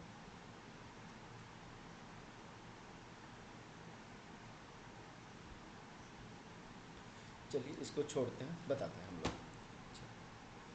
तो हम लोग शुरू से केस देखते हैं। तो जब केस हुआ, पहला क्या हुआ था, कंप्लेन हुआ था। कंप्लेन जब हुआ, इंक्वायरी वगैरह हुआ, चार्जशीट इशू हुआ, है ना। चार्जशीट इशू, चार्जशीट इशू किसने किया, तो डिसिप्लिनरी अथॉरिटी ने चार्जशीट इशू किया। उसमें क्या क्या रहेगा, उसमें एक मेमोरेंडम रहेगा प्लस 4 आपका एनेक्सर रहेगा। 4 एनेक्सर में क्या क्या रहता है, तो पहला होता है एनेक्सर 1 जिसमें रहता है आर्टिकल ऑफ चार्जेस, फिर रहता है statement of imputation, imputation of misconduct और मिसबिहेवियर, है ना। फिर और क्या रहता है, फिर आपका रहता है लिस्ट ऑफ डॉक्यूमेंट, और फिर रहता है आपका लिस्ट ऑफ विटनेस, है ना, एलओडी और एलओ लो। तो ये 4 हो जाता है हमारा मेजर पेनल्टी का चार्जशीट का कंटेंट। तो ये सारा चीज़ हो जाएगा। फिर रिप्रेजेंटेशन देने के लिए देंगे। बताइए रिप्रेजेंटेशन कितने दिन में होगा, मेरे साथ बताते जाइएगा आप लोग, मेरे साथ बताते जाइएगा तो अच्छा रहेगा, नहीं बताइएगा तो मज़ा नहीं आएगा। बताते जाइएगा मेरे साथ, ठीक है। कितने दिन का समय दिया जाएगा, नॉर्मली 5 दिन का समय, 15 दिन का समय दिया जाएगा। फर्दर एक्सटेंड हो सकता है 15 + 15 + 15, तो मैक्सिमम हम 45 डेज के लिए समय उनको देंगे, है ना। तो रिप्रेजेंटेशन 15 + 15 + 15। अब जब रिप्रेजेंटेशन, यहाँ पे केस क्या हुआ, यहाँ पे हम लोग 3 सर्कमस्टेंसेस देखे, है ना, 3 सर्कमस्टेंसेस देखे, क्या क्या हुआ। एक नंबर मान लीजिए पहला था रिप्लाइड एंड एक्सेप्टेड, है ना, चार्ज जो है एक्सेप्ट कर लिया, तो भाई चार्ज एक्सेप्ट कर लिया तो केस यहीं पे खत्म, है ना। उसके बाद हम लोग क्या करेंगे, action taken on inquiry report, मतलब रूल 15 के तहत उनको देखा जाएगा वहाँ पे क्या क्या एक्शन होता है ना, तो पनिशमेंट वगैरह सीधा हम दे देंगे। फिर क्या हो सकता है, replied and denied and disciplinary authority agreed, है ना, उसने रिप्लाई किया, उसने डिनाई किया और डिसिप्लिनरी अथॉरिटी एग्री हो गया, तो यहाँ पे नो इंक्वायरी, है ना, चार्जशीट जो है ड्रॉप हो जाएगा, चार्जशीट जो है ड्रॉप हो जाएगा और एक्सोनरेट कर देंगे हम उसको, है ना, वहाँ पे हम उसको एक्सोनरेट कर देंगे। फिर केस क्या होता है, यहाँ पे मान लीजिए चार्जेस जो है वो डिनाई कर दिया और नॉट रिप्लाइड, अगर उसने डिनाई भी नहीं, डिनाई कर दिया चार्जेस को या फिर उसने मना नहीं, तो ये दोनों केस में रिप्लाई किया ही नहीं, तो यहाँ पे आईओ पीओ का अपॉइंटमेंट होगा, आईए का पीओ का अपॉइंटमेंट होगा, मतलब डिटेल्ड इंक्वायरी यहाँ पे होगा, क्या होगा, डिटेल्ड इंक्वायरी यहाँ पे होगा। क्लियर है। अब आईओ का जब अपॉइंटमेंट होगा उसमें क्या क्या भेजा जाता है हम लोग देखे थे, एक था चार्जशीट भेजा जाएगा, फिर एक्नॉलेजमेंट कार्ड भेजा जाएगा, फिर पीओ का अपॉइंटमेंट का ऑर्डर भेजा जाएगा, फिर जो स्टेटमेंट था, है ना, ओरिजिनल जो हमारा, सॉरी ओरिजिनल नहीं, कॉपी ऑफ स्टेटमेंट, जो भी स्टेटमेंट वगैरह लिया गया था उसका कॉपी भेजा जाएगा, तो ये सारा चीज़ जो है जाएगा किसके पास, आईओ के पास जाएगा। और जब ये आ गया तो आईओ क्या करेगा, आईओ पहला अपना डेली ऑर्डर शीट इशू करेगा, यहाँ पे फर्स्ट डेली ऑर्डर शीट, याद रहेगा, यहाँ पे साइन किसका रहेगा, केवल आईओ का साइन रहेगा, बाकी किसी का नहीं रहेगा। अच्छा, यहाँ पे चार्जशीट जब इशू होता है तो हम लोगों को एक चीज़ और याद रखना रहेगा, चार्जशीट में साइन कौन करेगा, तो चार्जशीट में साइन कौन करेगा, अगर प्रेसिडेंट का है तो 77 में हम लोग देखे थे, 77 का 1 या 2 था, जितना हमको याद आ रहा है 77 का 2 में बताया गया था कि इसमें साइन कौन करेगा, ठीक है। फिर हमारा अगर प्रेसिडेंट नहीं है, कोई दूसरा डिसिप्लिनरी अथॉरिटी है, तो disciplinary authority will sign and approve, है ना, उनको अप्रूव करना रहता है, साइन करना रहता है उस चार्जशीट को। फिर डॉ से यहाँ पे पहला ऑर्डर शीट इशू हुआ, फिर इसने क्या किया, टाइम दिया 10 दिन का, या फिर मान लीजिए इसको फर्दर 10 डेज के लिए एक्सटेंड भी किया जा सकता है, किस लिए, ask the CO two present before him, है ना, उनके सामने जाने के लिए, आयोग के सामने जाने के लिए पीओ को, यहाँ पे सीओ को बोलेगा, यहाँ पे सीओ को और एक बात बोलेगा, क्या बोलेगा जब आएगा, तो बोलेगा कि भाई तुमको अगर कोई गवर्नमेंट सर्वेंट का मदद लेना है एजीएस का तो वो भी ले सकते हो, है ना। और यहाँ पे जब ये आएगा हमारा प्रेजेंटिंग ऑफिस, जो आईओ जो है आईओ के सामने जब सीओ आएगा तो यहाँ पे सीओ को कुछ टाइम और दिया जाता है, यहाँ पे नॉर्मली मैक्सिमम 1 महीने के लिए, 30 दिन के लिए हम लोग जो हमारा प्रोसीडिंग है उसको आपका कुछ दिन के लिए पोस्टपोन रखते हैं, और यहाँ पे कुछ कुछ और चीज़ हम लोग करते हैं, जैसे एजीएस का नॉमिनेशन हो गया, यहाँ पे एक होता है इंपॉर्टेंट काम, इंस्पेक्शन ऑफ डॉक्यूमेंट्स, जिसके लिए हम लोग 5 दिन का समय देते हैं, फर्दर इसको 5 दिन के लिए एक्सटेंड भी किया जा सकता है ना। इंस्पेक्शन ऑफ डॉक्यूमेंट, यहाँ पे कौन कौन प्रेजेंट रहता है, तो पीओ और सीओ, ठीक है, ऑप्शनल है, आईओ का प्रेजेंस जो है ये ऑप्शनल है, देखिए हम आपको पहले बताए नहीं थे, याद रखिएगा, पीओ और सीओ जो है ये मैंडेटरी है, ठीक है, पीओ और जब भी इंस्पेक्शन होगा डॉक्यूमेंट का, पीओ का और सीओ का प्रेजेंस जो है मैंडेटरी है, आईओ नहीं रहेगा तो भी चलेगा, याद रहेगा। अब उसके बाद जब लिस्ट ऑफ डॉक्यूमेंट ये हो गया, इसके बाद क्या होगा, तो यहाँ पे सीओ को हम बोलते हैं कि भाई तुम अपना एडिशनल डॉक्यूमेंट, एडिशनल डॉक्यूमेंट अगर कुछ चाहिए, एडिशनल विटनेस कुछ चाहिए तो तुम बताओ, है ना, तो वो बताएगा, तो हम क्या करेंगे, कस्टडियन को चिट्ठी लिखेंगे कि भाई तुम ये सारा डॉक्यूमेंट दे दो, कस्टडियन क्या करेगा, either provide the document, either provide the document और गिव नॉन अवेलेबिलिटी सर्टिफिकेट, है ना, अगर दे देगा, नहीं तो नॉन अवेलेबिलिटी सर्टिफिकेट दे देगा। यहाँ पे टाइम कितने दिन के लिए दिया गया, तो यहाँ पे 1 महीने का टाइम यहाँ पे दिया गया, उसके भीतर ये सारा काम हो जाना चाहिए। अगर डॉक्यूमेंट दे दिया तो डॉक्यूमेंट हम क्या करेंगे, सीओ को प्रोवाइड कर देंगे, ठीक है, डॉक्यूमेंट जो है हम सीओ को प्रोवाइड कर देंगे। फिर क्या होगा, अब यहाँ पे और एक बात याद रखना है, normally PO should not carry the documents from custodian to CO, है ना। जब सीओ ने डॉक्यूमेंट मांगा, सीओ ने कोई एडिशनल डॉक्यूमेंट मांगा, तो एडिशनल डॉक्यूमेंट जब मांगा जाएगा तो ये डॉक्यूमेंट बोला गया पीओ को नॉर्मली लाना नहीं चाहिए। अगर कभी भी बोला जाता है पीओ शुड डिनाई, कि सर डिनाई मतलब politely deny, not arrogantly, politely, कि सर हमको ये मत दीजिए, क्योंकि यहाँ पे क्या होगा, इस डॉक्यूमेंट का टेम्परिंग, डॉक्यूमेंट का टेम्परिंग का आरोप आ सकता है। डॉक्यूमेंट का टेम्परिंग का आरोप जो है आ सकता है कि क्या हुआ, यहाँ पे उसने इस डॉक्यूमेंट के साथ छेड़छाड़ किया। अगर लाएगा, if carried by IO, sorry carried by PO, then it should be carried in sealed cover। देखिए इंपॉर्टेंट बात है, याद रखिएगा, सील्ड कवर में उनको ये लाना रहता है, ठीक है। इसके बाद क्या होगा, इसके बाद केस रहेगा। पहले पीओ अपना केस रखेगा, जहाँ पे examination, cross examination, re examination, है ना, री-क्रॉस एग्जामिनेशन, सारा चीज़ होगा। फिर क्या होगा, सीओ अपना केस रखेगा। अच्छा, यहाँ पे पीओ का केस जब खत्म होता है, यहाँ पे एक ऑप्शन रहता है कि पीओ कोई और डॉक्यूमेंट चाहता है कि नहीं, है ना, कोई और विटनेस चाहता है कि नहीं। तो एडिशनल डॉक्यूमेंट, एडिशनल विटनेस का ऑप्शन पीओ के लिए भी यहाँ पे खुला रखा गया, ठीक है। पर उसके बाद अगर होगा तो यहाँ पे 3 क्लियर दिन का समय दिया जाएगा, किसको, सीओ को, और साथ ही साथ सीओ को उस डॉक्यूमेंट को एग्जामिनेशन करने का भी मौका दिया जाएगा। फिर क्या होगा, सीओ अपना केस रखेगा, है ना। सीओ अगर चाहता है, यहाँ पे और एक ऑप्शन था यहाँ पे, है ना, एग्जामिनेशन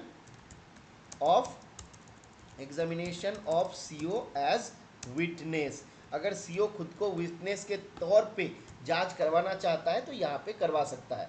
अगर नहीं करवाना चाहता, ये मैटर जो है ये ऑप्शनल है, ठीक है, नॉट मैंडेटरी। अगर नहीं करवाएगा तो सीओ एक एक करके जो भी डिफेंस विटनेस रहेगा उन सबको बुलाएगा, डिफेंस विटनेस 1 2 3 4 ये सबको बुलाएगा, उसका एग्जामिनेशन होगा।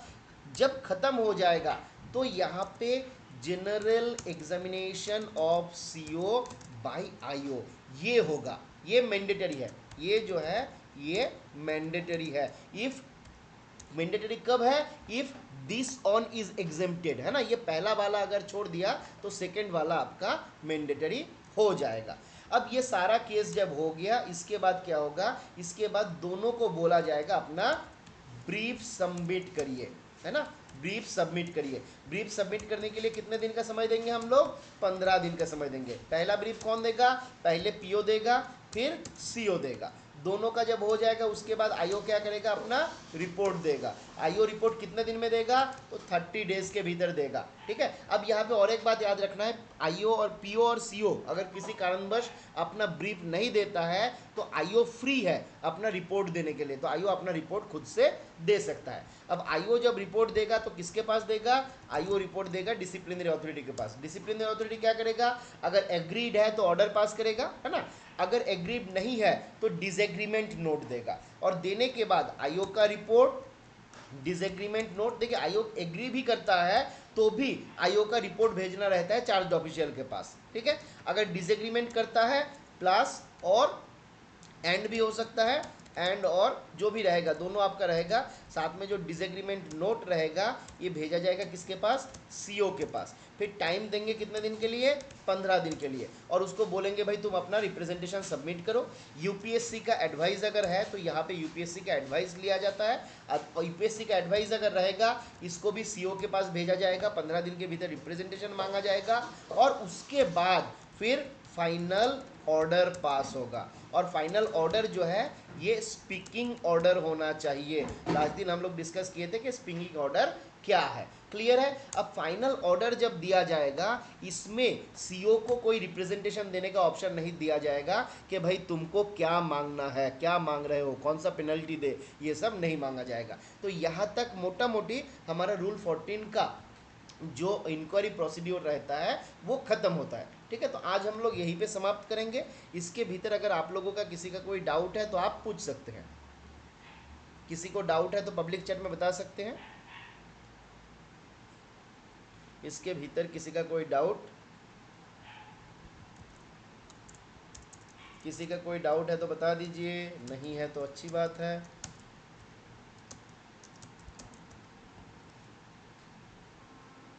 तो यहीं पे ख़त्म करें आज।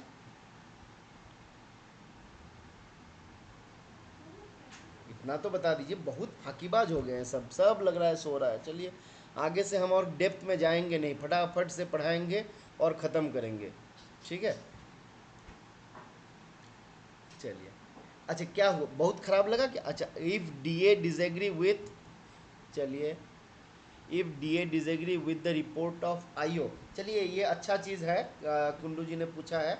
अगर मान लीजिए डीए जो है वो आईओ की रिपोर्ट से संतुष्ट नहीं है, तो may ask the IO to make further inquiry, है ना, उसके ऊपर दोबारा इंक्वायरी करने के लिए आईओ को बोल सकता है कि दिस पॉइंट में I am not agreeing with you, आप क्या कर जाओ, इसके ऊपर इंक्वायरी करके दोबारा रिपोर्ट भेजो। एक नंबर ऑप्शन। दूसरा, may take any decision, any reasoned decision, है ना।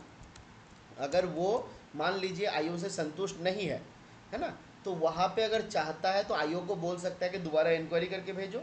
अगर चाहता है तो खुद रीज़न देते हुए कि किस कारण से वो डिसएग्री कर रहा है, वो खुद अपना डिसीजन ले सकता है, कोई इशू नहीं दोबारा इंक्वायरी करने के लिए, बोलने के लिए। ये ऑप्शन है, फ्री है, ठीक है। इवन ऐसा भी होता है, आईओ बोल दिया केस जो है प्रूव्ड नहीं है, डिसिप्लिनरी अथॉरिटी अपना मतलब पक्ष रखते हुए बोल सकता है कि केस जो है प्रूव्ड है, ठीक है। ये ऑप्शन है उनके पास, डिस्क्रिशन है। और किसी का कोई सवाल?